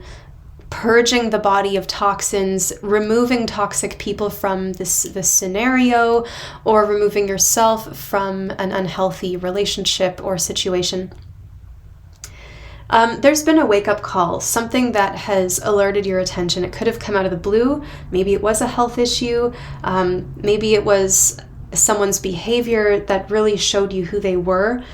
And I think right now a lot of you are really seeing the true side of somebody's behavior with this moon card. We're seeing the perhaps the dark side or the shadow side of somebody that we don't see a lot, but that's kind of when someone's at their lowest. It's hard. I'm seeing that it's been hard for you to maintain your halo, so to speak. It's been hard for you to keep afloat or stay wise and balanced, and you know, that takes effort. That really takes effort. Once we put in enough effort and time into that, we kind of change. We experience inner change, and then we've become that, and we don't have to put in the effort anymore. But you know, currently on that path to wisdom, on that path to maturity, it takes choices. Strength and temperance here are both telling me that you currently are dealing with choices And so it's not fully settled yet. It's not fully settled in yet. It's dealing with a lot of choices every day, every step of the way. Queen of Pentacles as well, every step of the way, the details, right? The choices we're making to get that halo back, get that crown back. You seem to have a role as either an event planner, a matchmaker, a teacher, or some kind of guide. Like you kind of seem to bring people together, and there seems to be a lot of responsibility and like increasing responsibility and questions pertaining to the value. At the end of the day, what does this mean to me? At the end of the day, why is this important and why is this not? You're kind of having to weigh some options here and look at the payoff as well. Look at the, not necessarily consequences, but looking at, it's not always going to be easy. And so you're kind of looking at taking the hard stuff with the good and weighing that up and seeing what is worth, because here it's time to make an investment, it's time to commit to something, and it's time to, you might have to, with Strength and Temperance again, like being that bigger person, and that is that choice to look at something from a wise perspective instead of just letting the animal nature come out and like accuse somebody of something or point your finger at them or shame somebody or do it to yourself. You're very good at judging behavior and telling people why they were wrong or why they were right. And so here you might be frustrated with something. Page of Cups and the Moon, you've seen something childish or something that has rather disturbed you. I think you've learned something about a person or a scenario, and it's changed your view. It's changed the way that you see this forever. It's kind of changed the outcome as well, because what you thought you were investing in, the course of that may have changed. So I do see big questions about commitments, but it's also after we make that commitment, sometimes we rush ourselves into decisions and commitments just so that it's done. But after that commitment is made, it's the day-to-day follow through. So here, where we're heading is really a focus on the follow through, the day-to-day, the checking in, the details. And again, going back to biology and nourishment, a lot of you need to take care of the body and make sure you're getting your nutrients, and you are valuing each day, because each day is so big and wide and open and full of potential to do anything. And so choices of how we fill that time, how we fill our bodies, how we, go through these relationships. It's very much in the day-to-day. And this is important for life choices generally, that it's not just about the picture we show to everyone else, or the announcement, or excuse me. There's a lot of behind the scenes stuff that goes on. So this could be family life, this could be relationships, this could be a job. It's not just about the title and the picture that we post on social media. It's also the day-to-day, the maintenance, the 24/7-ness of this choice. So when you really break it down into those little pieces and you look at the day-to-day, you look at reality of how much time you have. Do I have time for this? Do I have the energy for this? It's really about, filling the time.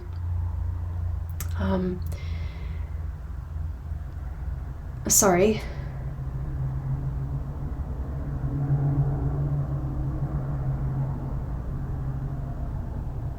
I'm being shown the heart.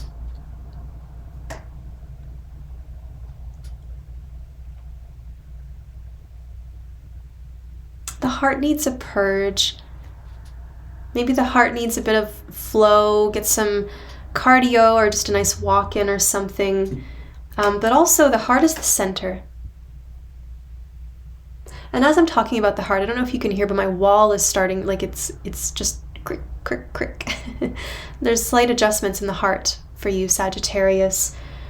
And that's all what Temperance and Queen of Pentacles are about. It's all about the adjustments, the minor adjustments, the little details that make up such a difference. How we spend our money, how we nourish our body, how we connect with our partners, how we accomplish a goal or a project, right? It's all in the little steps.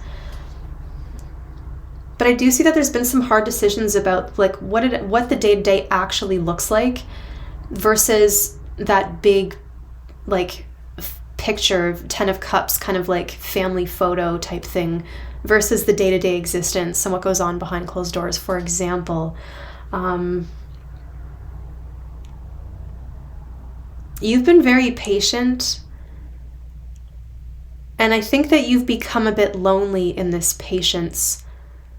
And now you're kind of feeling like you don't exist, like almost like you've been reduced or rendered invisible or something. Like you kind of feel a little bit like, you know, you've kept it inside as well. You feel it deeply, but you need to let it out. And that's again why the heart is there, because when we hold on to stuff and we don't heal it, we start to experience physiological effects, right? We get sick.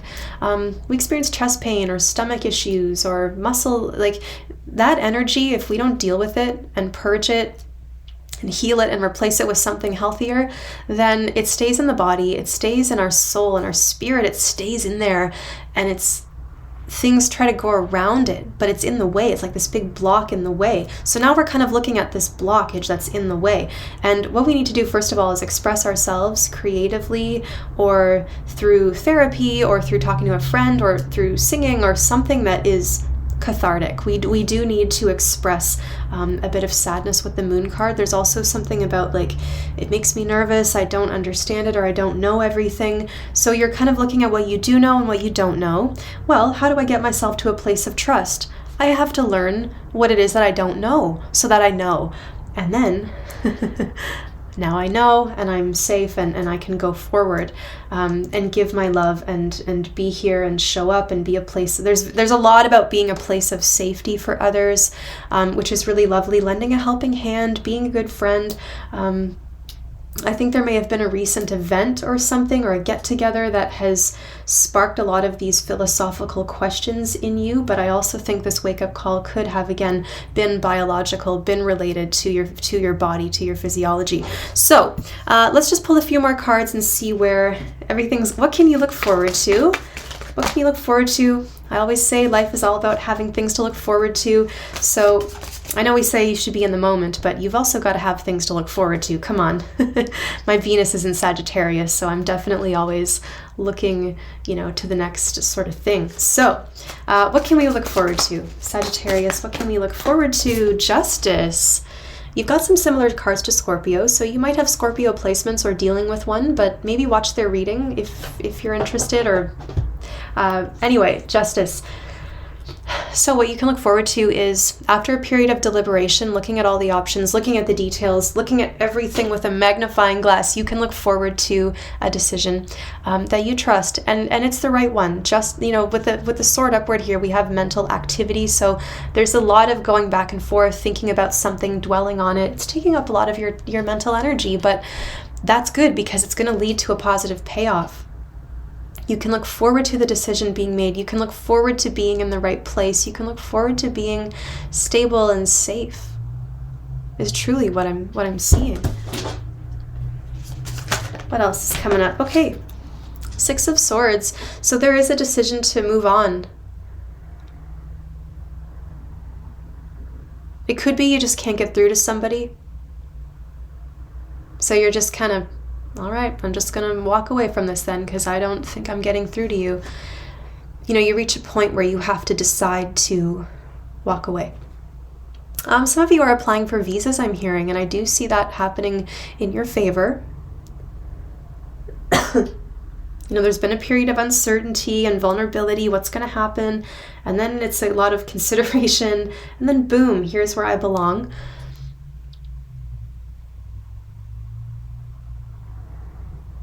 Forgiveness. We're moving toward a stage of transition. A house move could be up, travel perhaps. But there is something like your mind is made up. Your mind is made up. Something about the day-to-day, the details have really illuminated it for you. Maybe you were waiting for a wake-up call. You were waiting for like the big, you're like, I just want something really big and unignorable to happen so that I know what my decision is, but I don't know if that's happened. So you're kind of like stuck in this, but that's, you got to listen to your heart there, because something is, if it's not gelling or something's not quite right, you have to listen to why that is. You don't need the big wake-up call. The little voice is just as important as the big, in-your-face event. Anything else coming up for Sagittarius? Okay, we do have the Ten of Swords, so there is a bit of burnout. I do think you've been quite busy. It does seem like you've been full. Like I'm seeing fullness here, and maybe that's where the wake-up call is too. Detoxification could just be removing certain things from your life that don't take precedence right now. They can wait. So there's a being judicious about what is urgent and what can sort of wait. Ten of Swords, you feel, some of you might feel burned out or used, or just absolutely exhausted. It's like, oh, I can't take anymore. I ran the race when I was running on fumes, and now I can't go. So there's a bit of a dead end. So we're gonna be, that's our wake-up call. Maybe you realize somebody didn't have your back, somebody you trusted. I am getting a lot of fixed signs, which is strange because usually fixed signs would have your back. But there's some kind of friendship. I don't know, there could be Capricorn or Leo placements, maybe, if that's relevant to you. But anyway, there is some kind of dead end.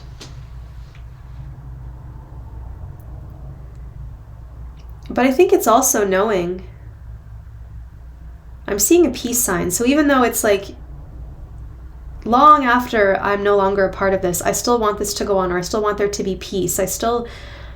Even if you destroyed me, I still would offer you peace. Like, it's about your personality, your role versus another, perhaps.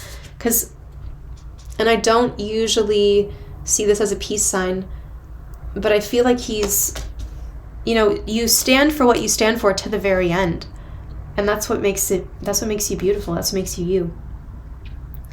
So as long as you stood for what you believe in, then you let you pave the way for other people to stand up for what they believe in. So my friends, I think I'll just leave that there. Saggy, if you want a personal reading, my link is below. My website is queenofpentacles.ca. You can see all kinds of readings I have there. And I will see you in Gemini season.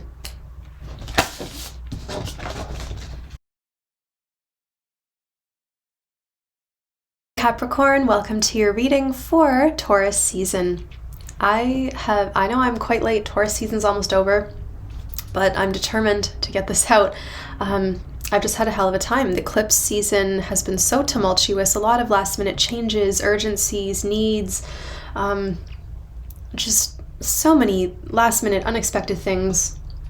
So I haven't really had time to do readings for YouTube. I've been doing client readings, and thank you everyone who has booked with me, who's kept me busy, who's donated to the channel. So here we are, Taurus season, Capricorn. I'm just gonna be quiet for a moment as I pull your cards.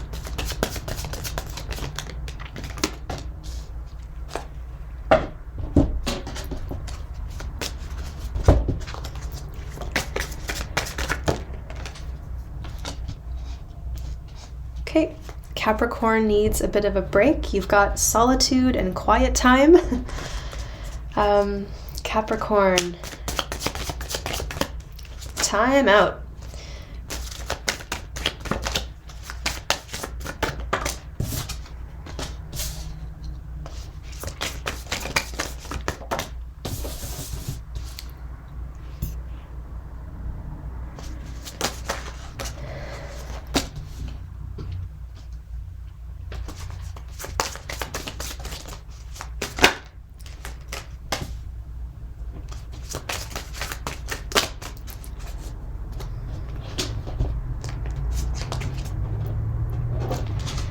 This is a very important time in your life.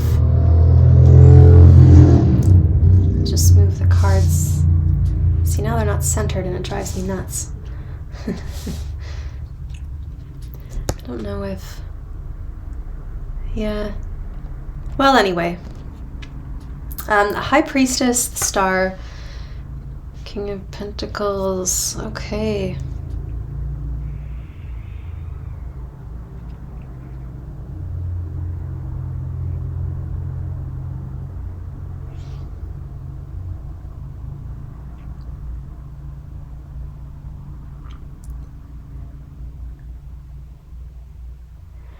Something that's come from a dream, a vision, something you've wished for, thought about, felt, is coming closer and closer all the time. It's being materialized as we speak. And this could be your role as a leader, a boss, something. I see this is affecting a lot of different areas of your life. Some of you it is career, some of you it's more of a spiritual journey, some of you it's maybe in love, but you're on a bit of a, you're on your path, and you want to kind of have a bit of a break from everybody.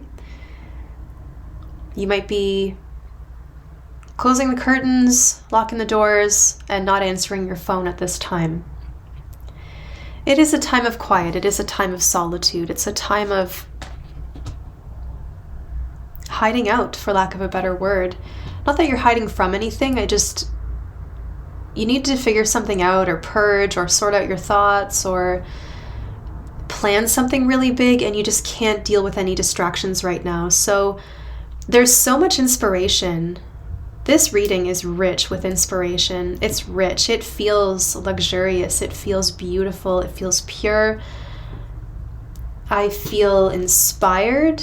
And I do also feel, as I'm looking at these cards, I'm feeling for you, Capricorn, that I've gone on a bit of a journey to something like the underworld. I feel like I've been in a cold, sort of, I don't know if it's dark, but it is cold and a bit isolating, where I feel like I'm the only breath, or I'm the only one. Some of us love that feeling, some of us recoil and run from that. So it feels good for you at this time. A cool place. There's a need to detox, a need to strengthen the body. I see your energy coming back, but I'm seeing a lot of effort to enjoy your physicality, to nourish your body, to vitamins, replenishing something, taking care of, washing something, like taking care of your health or someone else's health. It's not socializing or being around maybe certain groups or anybody right now because they're a distraction. Again, there's a project, or maybe the project is just yourself, but there's something that you can feel it building and growing, and it's becoming so real. I'm seeing a lot of potent energy, strong physical attraction. Perhaps you're coming out of solitude, out of quiet time, and out of this high priestess mode, whether you're male or female, going into more of a exhibitionist. I'm here. This is who I am. King of Pentacles. I'm enjoying myself. There's a real sensuality to this. And maybe in your relationships, it's important to focus on that right now. It's tuning out the outside world and just getting to know your bodies again, or just yourself. But getting to know each other again. Maybe you are in a relationship and you haven't been intimate for a while, and you've been on this like somewhat solitary journey, and now it's time to come back together. There's a spark. There's a new excitement. So there is this regeneration of life happening. A lot of you there could be a child. There could be a child. But there's also kind of a warning about walking right into danger.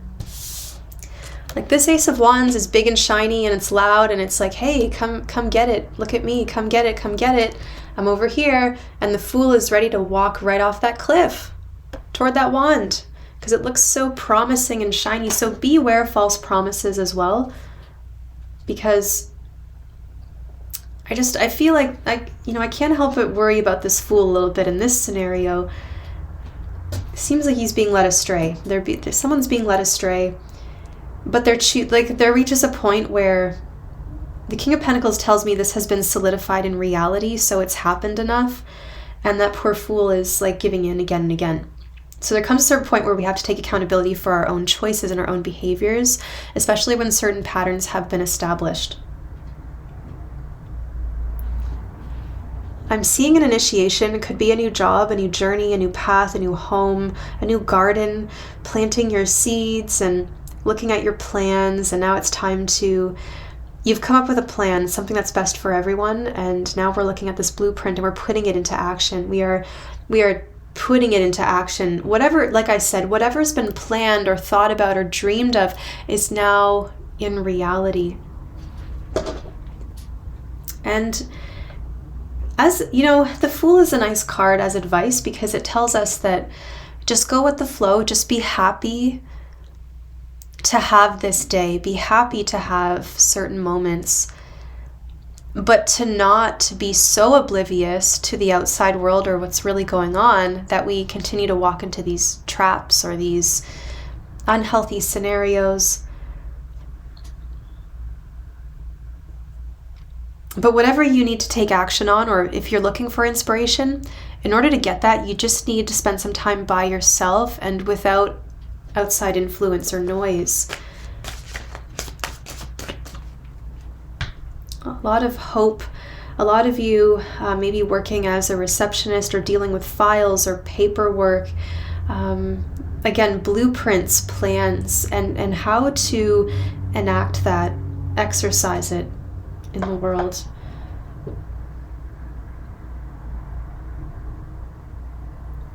Yeah, the Fool is really warning me here. Sometimes I see it as a really great card, but I feel more and more that it's a warning.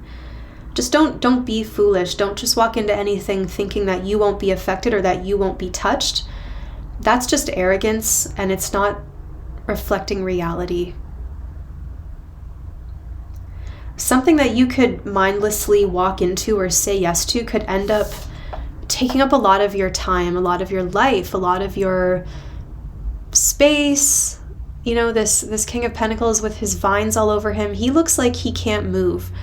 To me, the King of Pentacles looks like he has no choice but to stay there because he's become imprisoned by the vines around him, because he hasn't moved, he hasn't made a choice. He just lets people come to him and please him and do everything for him. He can be a bit entitled that way, and as a result, he's now, like, he's given into so much pleasure, perhaps a bit of I hate to say the word laziness in a reading, but I'm feeling this off this card really strongly right now, so it needs to be said for someone out there. So let's trust it. You know, those vines again, it's just a little too hedonistic.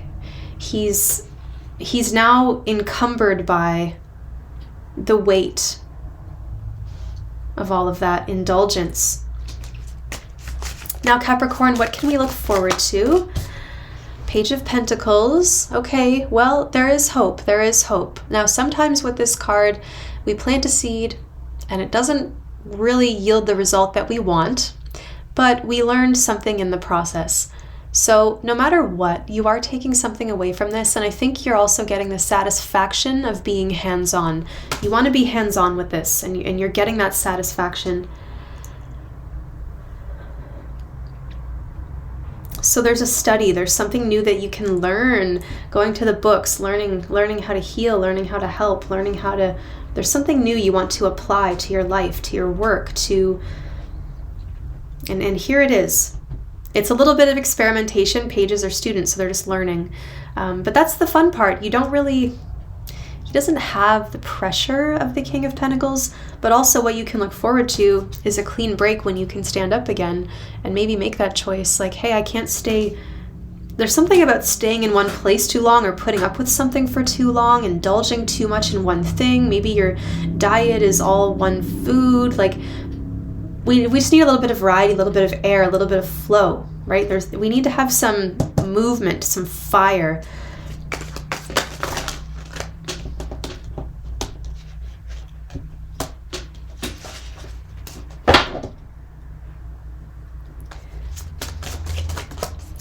I am seeing helping friends,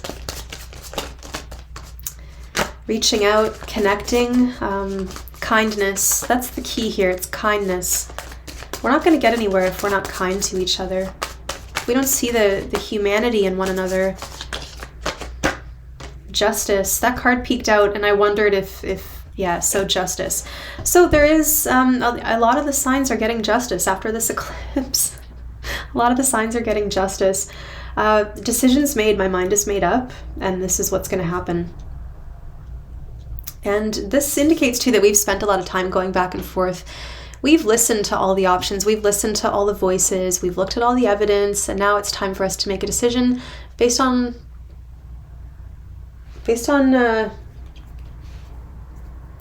all that evidence.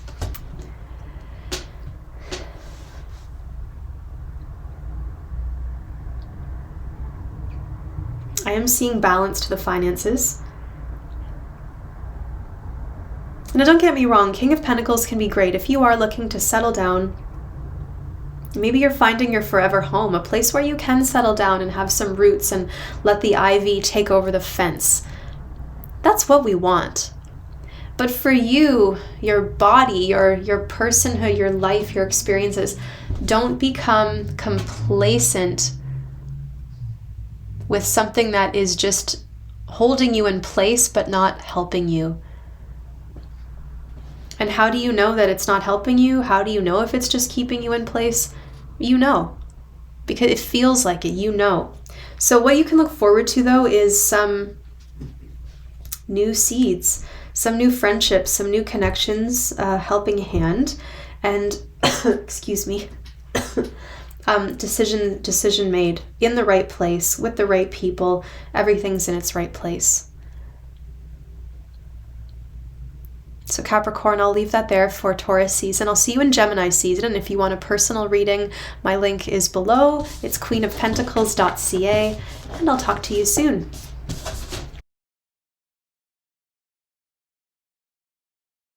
Hello Aquarius, welcome to your reading for Taurus season. I know that I'm very late getting this out, but I've had a hell of a time and I already committed to doing like 6 or 7 other signs, so gotta finish.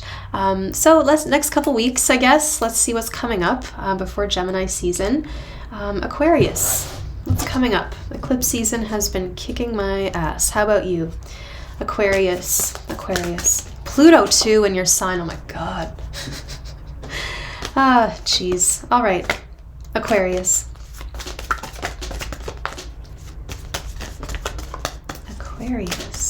You celebrate the individuality of other people.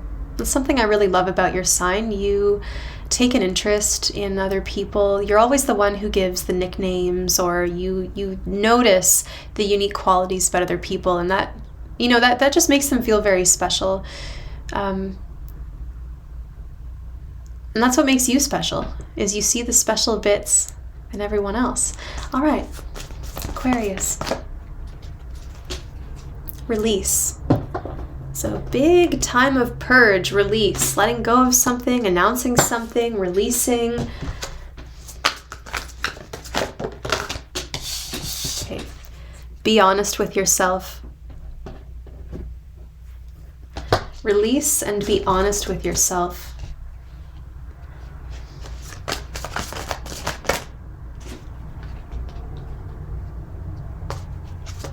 What has really paid off? What has really given you peace, and what has given you pain is what I'm hearing. It's time to let go of something, to truly be honest with yourself and let go of something. What are we letting go of? After a broken heart, there will be love again. Yep, time to move on.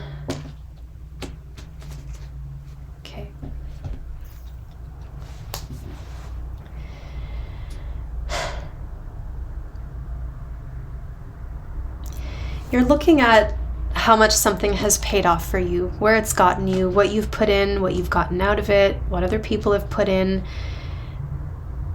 Does my harvest yield something worthwhile? Or did I just put in a summer's work with no harvest? You know, this is a time you've got a lot of, maybe there's some of you watching who are in the southern hemisphere. I'm in the northern hemisphere, so we're in spring, we're moving towards summer, but maybe a lot of you are down south. But anyway, you've got it could just be a general theme for you. Pluto is the great shedder, and because Pluto's just freshly into your sign, it's a new portal, but you know, it's an opening and it's an opportunity, but it's also very sharpest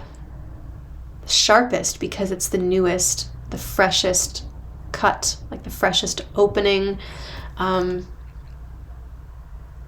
So it feels more profound because it's so different. Pluto is the great purge.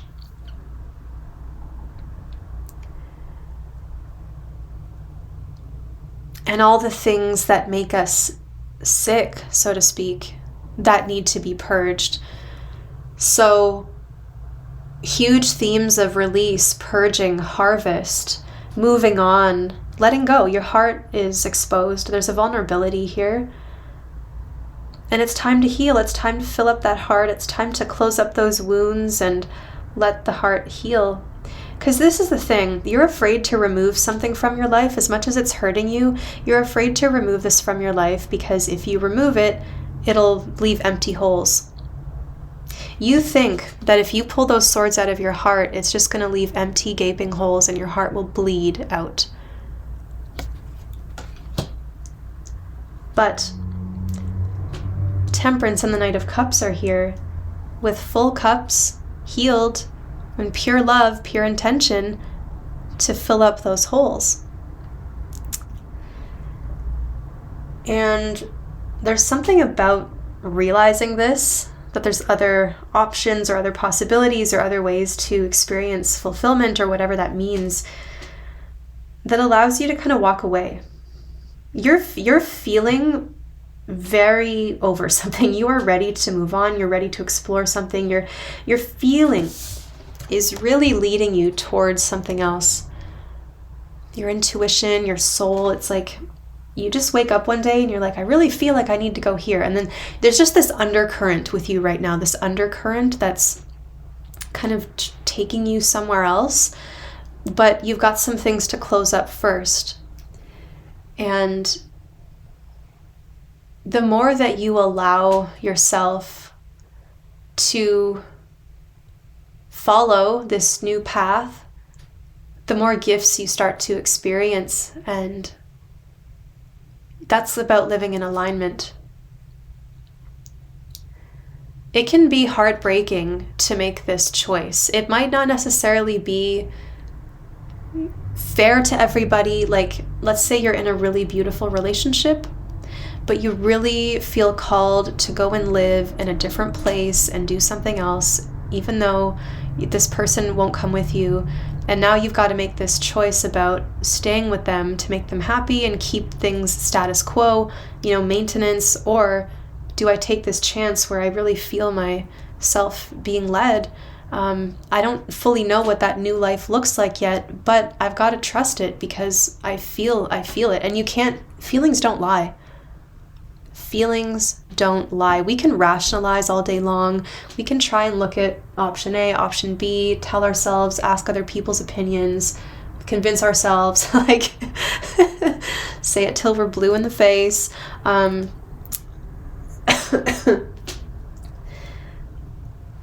You're ready to move on. Your feelings have moved. And I think that to help you, this might be a time for you to learn some kind of new creative skill. It doesn't have to be a physical move. You don't have to be packing up and moving cross country. It could just be like, maybe I don't want to work in this industry anymore. Maybe I don't want to play piano anymore. Maybe I don't want to read tarot anymore. Like there's something that's really trying to pull you or push you.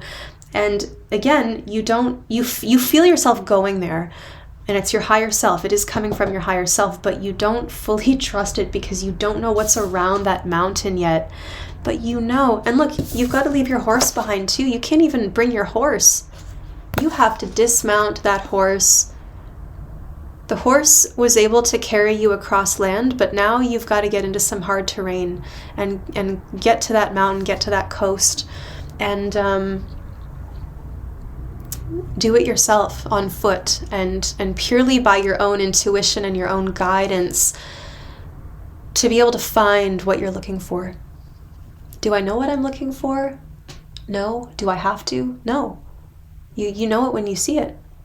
That's the point. There's some kind of magnetism happening right now where the thing that's calling you is over here and it's magnetizing you, and you're starting to answer that call and you're starting to go toward it. You don't know what that thing is, but the push-pull thing is the pull is happening, and so you'll recognize it when you get there. There's always two sides to everything, a call and an answer, and I think you can expect this to continue into not Capricorn, Gemini season, duality, the call, the response. I think for you this is really going to amplify as we move into June. What can you look forward to, Aquarius? What can you look forward to? Wow! Card jumped out and landed on the decks. 10 of Wands. What you can look forward to is putting down this heavy load, putting down this burden. All these expectations, other people's expectations, other people's... Maybe you're comparing yourself to other people. There's just a lot of heavy stuff that you're about to let go of. It doesn't matter anymore. It doesn't matter what they think is best for you. I mean, people who love you always think, it's best for you, but you've got to follow your own path here. Because a lot of the times when people give advice, they're either biased with their own experience or they're trying to make themselves feel better about a choice they didn't make. So for some reason, it's coming through to me that you need to really listen to your own voice. Oh yeah, be honest with yourself. That's why. Because other people's advice is usually their own wish. Does it have anything to do with you? So it's really hard because it always helps to get people's opinions, and they're always going to give it to you anyway. But just remember that sometimes people project. So anyway, all those expectations, all that heavy stuff, the endless work. Do you feel like life sometimes is endless toil? How is a person expected to work so much to pay to live and then go home and wash all the vegetables and cook the dinner and then keep the house clean and make time for socializing and meditation? And, it's just a lot. And even if you have a partner or someone helping you with those things, it's just a question here about what you want to keep in your life. Because again, release is the main theme, right? It's harvest time. So you've got to look at what has been more work than reward. And sometimes hard work is a reward. It feels good to really put in effort and be proud of knowing that we did everything we could to make something happen. But sometimes things just add work. A lot of people invent work for themselves. People have a fear of quiet time. People have a fear of free time. Because, again, the expectations of others, some people judge that as being selfish or being lazy or being whatever. There's judgments. There's all this stuff that you've got to let go of.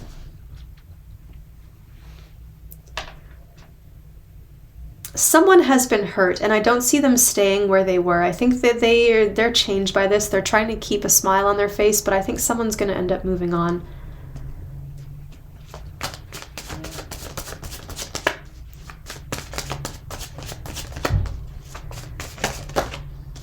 Ace of Swords. Okay, so here comes the clarity.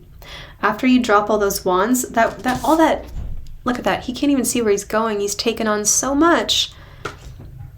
Are you always like helping other people? Are you taking on extra work and things to keep yourself from feeling? If I keep my mind busy, if I keep my hands busy, those sad thoughts, I won't feel them, right? So anyway, we have the clarity coming in here and the truth. And if you have felt heavy in your mind, foggy, indecisive, that clarity is coming back. Power of the mind is a gift, and that's coming back. Okay, a lot of stuff has become overgrown, and it's been very feeling and sloshy and uncertain. But that clarity is coming back. When an air sign gets their Ace of Swords, that's what I'm talking about. One more card.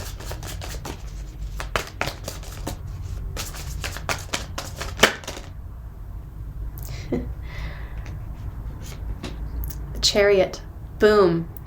There's the emotions working together with the mind and the soul. All is one. Temperance too. Like, you've got all these cards of alignment. There's a new contract though. There could be real estate. I think a lot of you could also be moving. 10 of Wands, absolute house move. Let's pack our stuff. Let's get it out of here and on to the next. So we're hitting the road. There's a decision, there's a contract, a signature, a new car, a new house, a new business. A lot of new beautiful things. More fun, more direction, and getting there faster too. You can see where you were going here. You were encumbered by all this stuff. And on foot, here in the Chariot, you can drag that stuff behind you. Maybe you don't need it. You get there faster. You can see where you're going. So there's so much clarity and efficiency now, but you've got to let go of a lot of heavy stuff. Like, where do you make your life hard just to make a statement? So Aquarius, I hope you have a beautiful couple of weeks. As I said, Taurus season, wrapping a lot of stuff up, but you get your clarity, you get the go-ahead, you get a green light, and I'll see you in Gemini season. And if you want a personal reading, my link to my website is below. It's queenofpentacles.ca.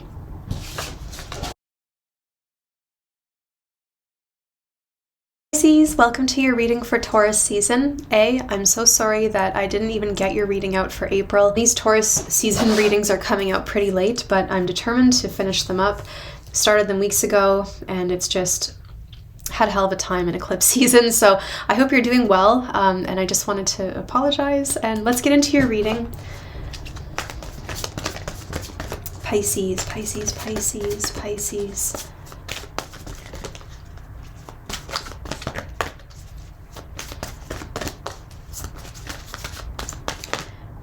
Oh wow, Green Man, synergy. Nature, you're working in nature, finding a lot of solace in nature, or there's something in the natural world that is, excuse me, hiccups, something in the natural world that is reflecting your journey.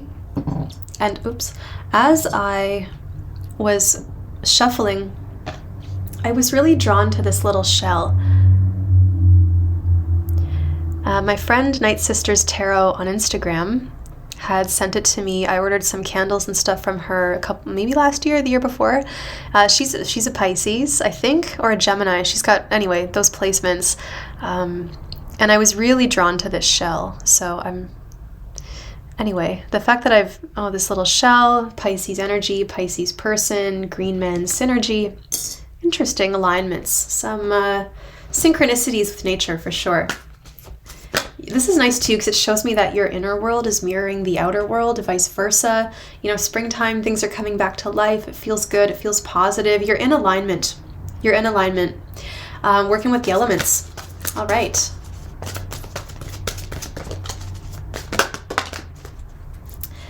And what needs healing is sexuality. So definitely in the body this month. Nature, letting yourself be wild.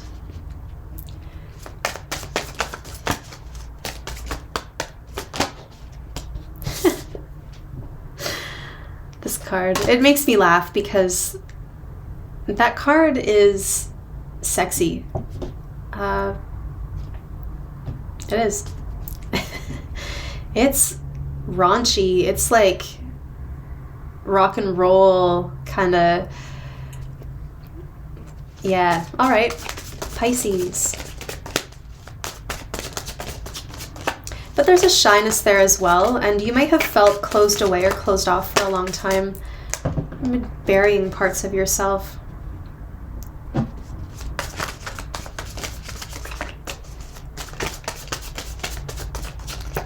You've had other things to think about. You've had other things to figure out, to focus on. There's a lot. Okay, this is where synergy is coming in, because your business is picking up, something around the home or your business or a commitment of some kind is really taking off. So money is growing, something you're launching, it's growing. There's a lot of interest, something around your outdoor, maybe it's your yard or a park or something near you, a forest where you like to go. But there's a lot of synergy. Like that's, I think, where guides and your team, your guides are communicating with you. That's where you receive a lot of your messages, your guidance. And as you experience growth in your business, finance, and our sense of value, our sense of worth really does impact how we feel physically, how we express ourselves physically. If you have a bad month business-wise, you're probably not feeling very sexy. If you have a great month, you're feeling on top of the world, you want to share it, you're like, yes, more, and that leads to more excitement, and that leads to more growth. So you're kind of seeing the power and the interesting interwoven story, like the relationship between love and money, Venus.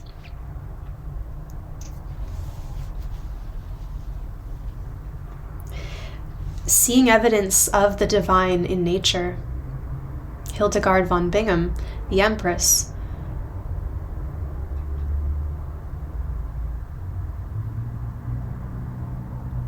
Everything's waking up, coming back to life. Something that was buried or uncertain or you thought you'd forgotten, it's very clear now. It's stable, it's here, and now we can experience growth. I'm seeing a great release, many ways, more than one.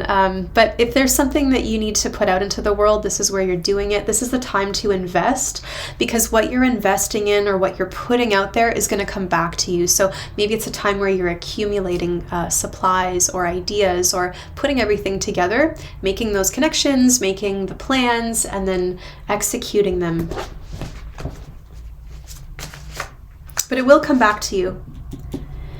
Things are really starting to pick up here. And I think this is a collective reading as well. I'm feeling that because it's in the air. And I'm feeling for a lot of you, maybe what you do is dependent on the economy, or it's dependent on people's general well-being or the societal well-being. So as the world comes back to life, and everything opens up and comes alive, people are feeling good, they're feeling alive again. Now that benefits you. And then you are able to partake in things that benefit others. So again, synergy, how it all is connected and working together. Okay. Everyone is getting the Eight of Cups. Everyone. So you can feel, and look, it looks like an eclipse, doesn't it? Little lunar eclipse. Everyone's getting that card. So a lot of us are really feeling moved towards something else. What was, maybe is no longer, but we have to trust. Because here you're trying to set down roots. You're looking for a location. And this location could be found in a place that's a bit far away, or maybe it's near the coast, or it's just something that you haven't explored yet. But for some reason, you're getting some kind of synchronicities or messages or like a magnetism toward some other place or some other person or some other study, some other way of doing things. You don't necessarily have to pack up and move or change what you're doing, but there is this interest in doing something kind of differently. So trust that, because even though you don't know what's around that corner, I promise you that it's there, because there's a reason you're going toward it. There's a magnetism happening. And like I said to Aquarius, this for you is probably going to culminate in Gemini season, because it's the season of duality, when we have a push or like a pull, the call and the response. Something is calling to you, you're responding to it at a very soulful level and going toward it. So that means it's there and it's something you can trust. but you just can't see it yet. So yeah, relocation, new ways of doing things, maybe slowing down a little bit, maybe doing things in 6-month cycles would benefit you. Absolutely. 6 of Wands, feeling good. A little promotion here, a little level up for you. You feel proud of yourself. You feel proud of the effort you've put in, the work you've done. And it's kind of like you're being welcomed home. You're being welcomed back. So maybe a grand reopening of some kind in Pisces life. You'll be welcomed with open arms. A lot of you, this is career. A lot of you, this is just generally in your life, feeling like you're doing the right thing. You're doing the right thing.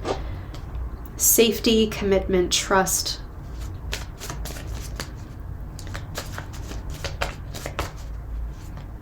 It's kind of like the plane or the bus or the car. Like something can only take you so far.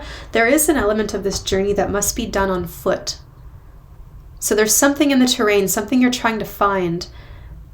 No vehicle can take you there, not even a horse. You've dismounted the horse. You're now on foot. The plane is taken off and landed, and you've got to walk the rest of the way. But there's something in that walk that aligns you, it reminds you.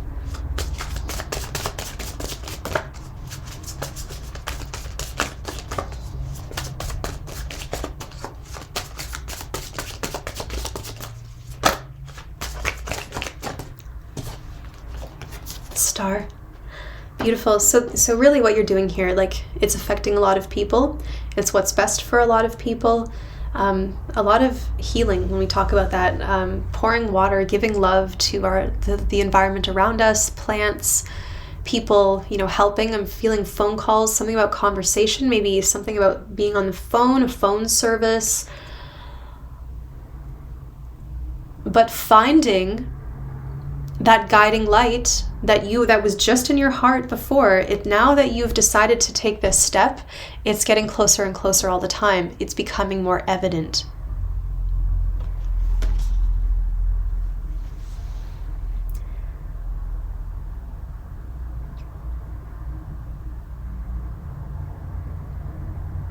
I am seeing something about film, outdoors.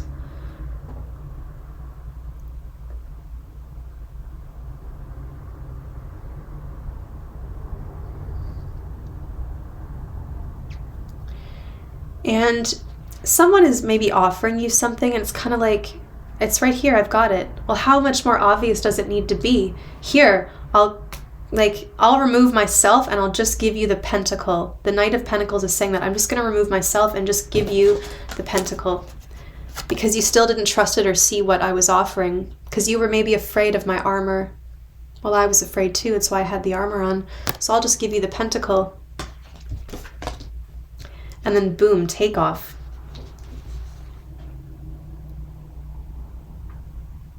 There's so much promise here, but truly, necessary to be in tune with the natural world and follow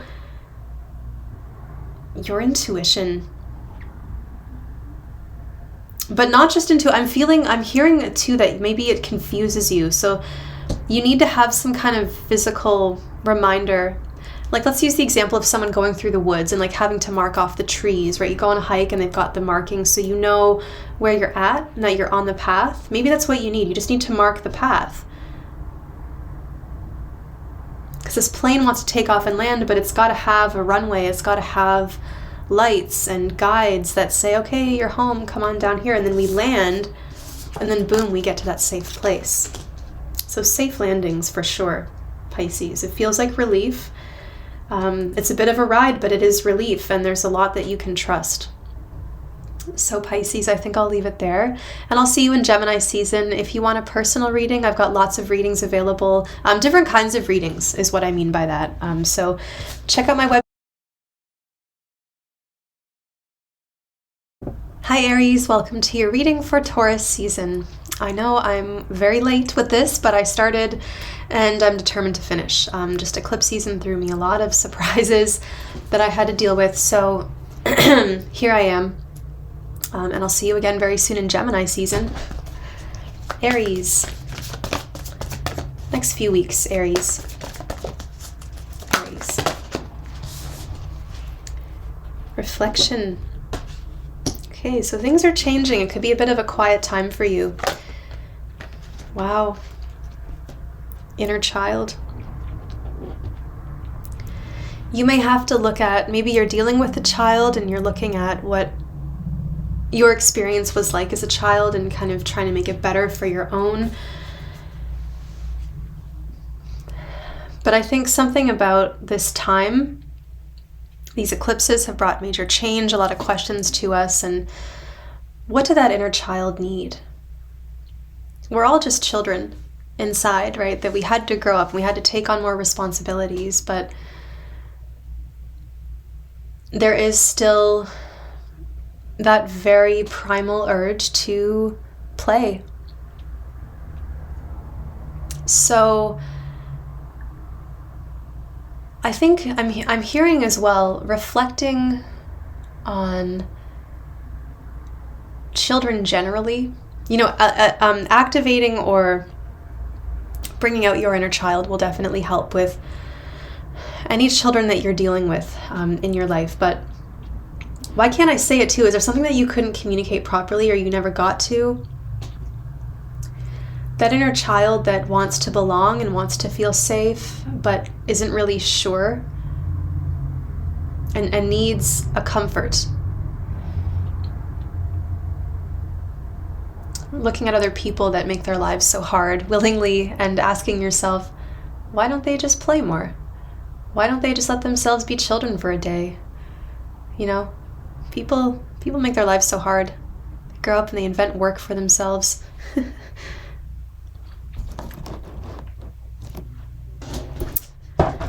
Let us see.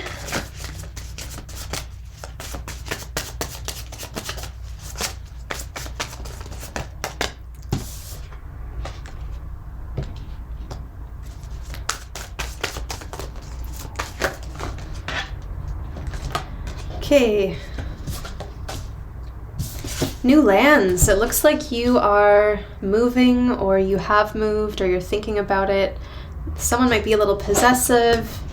It's breaking away from stuck energies and keeping ourselves small. This is an inner child. This is an injured, hurt inner child.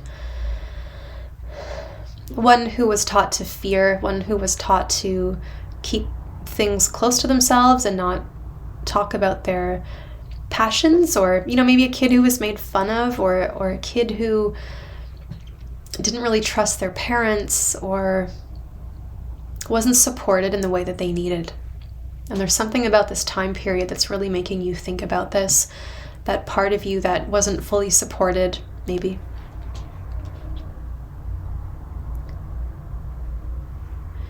I feel sorry for the inner child because the inner child is lost and the inner child wants to explore and play and connect and learn. And it's still in there in all of us.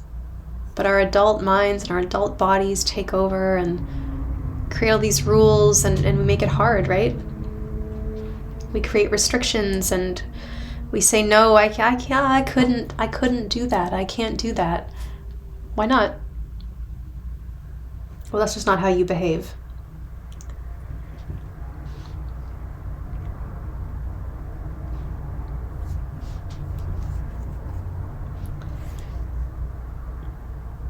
I do see somebody quitting, leaving, walking away.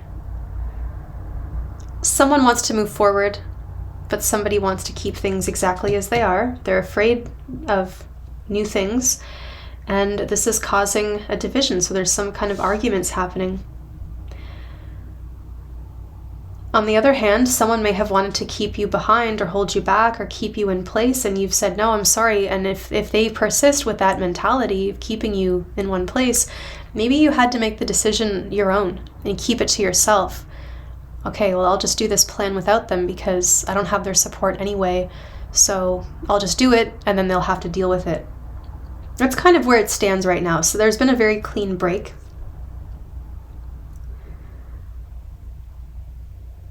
It's hard for you to move forward when someone else is blocking the way. And that chariot's been totally taken away. That glory, those sphinxes, the beautiful canopy of stars has been taken away. And you're still holding on. There's my sphinx, there's my steering wheel, there's my canopy, but it's all just prioritizing the wrong things, maybe. Somebody didn't trust something, so they tore it down completely. And they're left with nothing, but they're like, well, as long as I can sit here and I just won't move, I can trust this.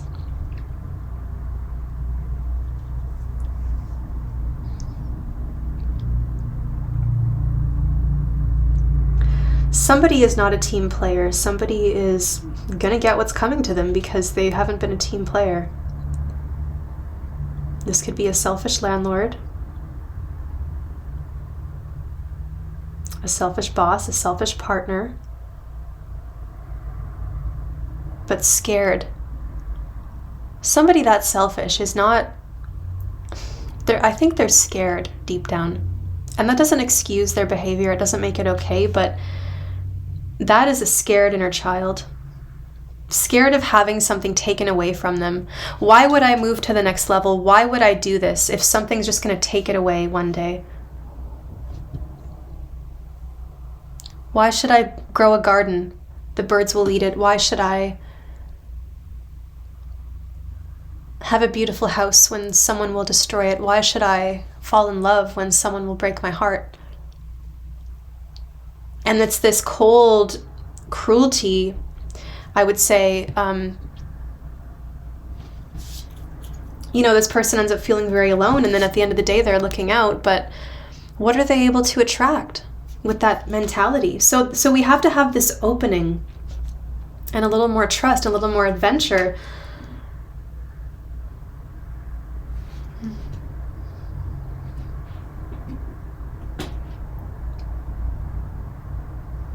Someone's just afraid to move to the next level.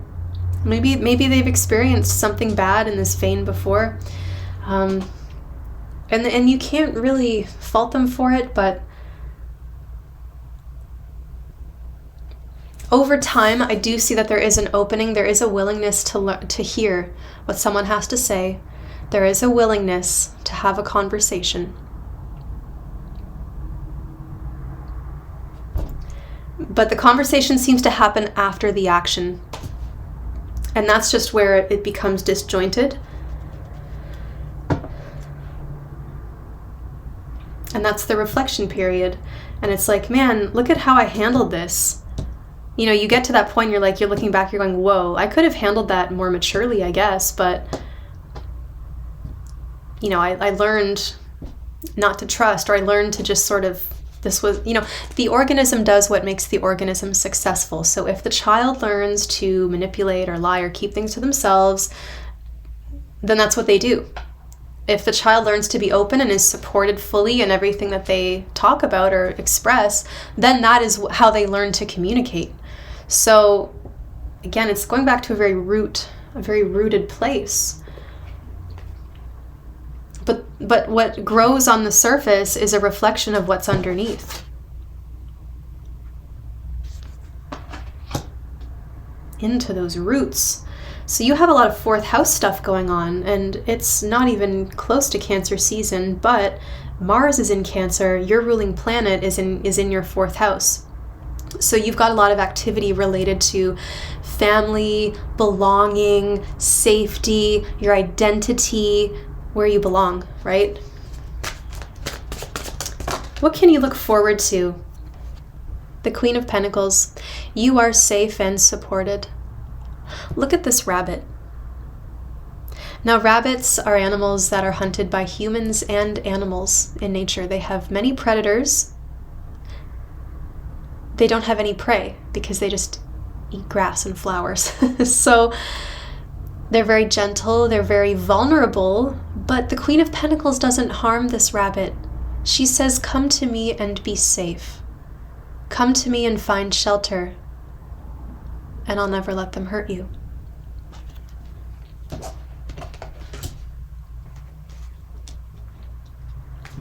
Aries.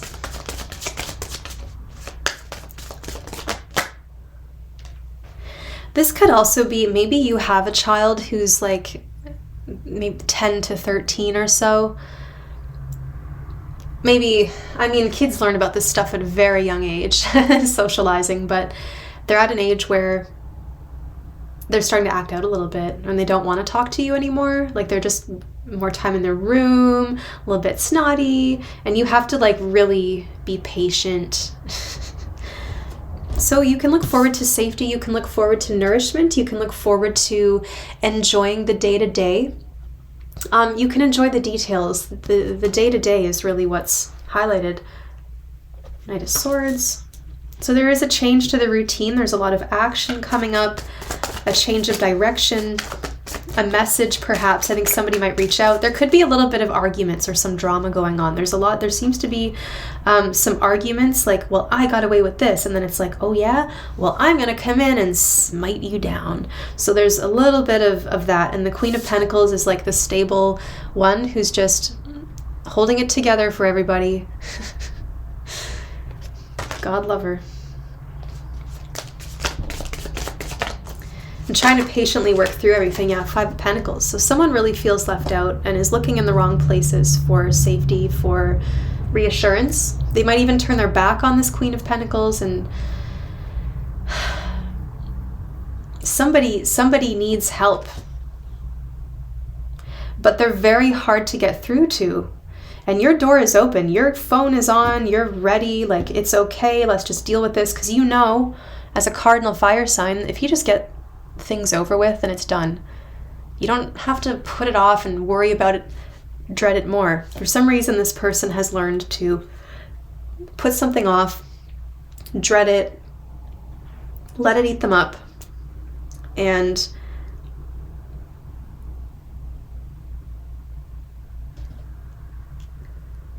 it's just, this is a very serious situation. I mean,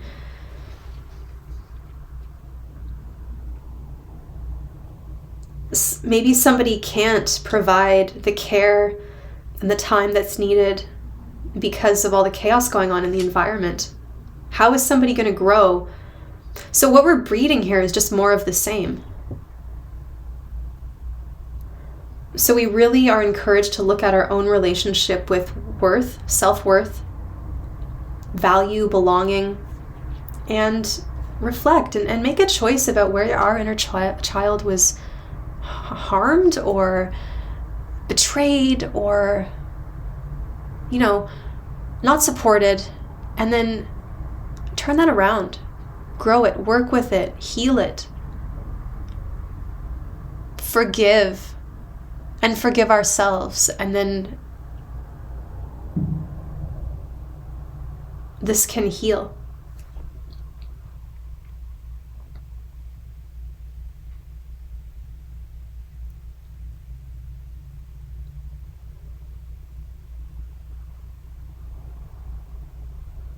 It's like day to day, constant, what is it? Constant argument, constant drama, a worry, like a constant fear that something's going to interrupt your peace. There's been such a change to your day-to-day life. And for those of you who have moved or something, there could be a feeling of feeling disjointed or out, like, I don't belong here, I'm settling in, but it's very different.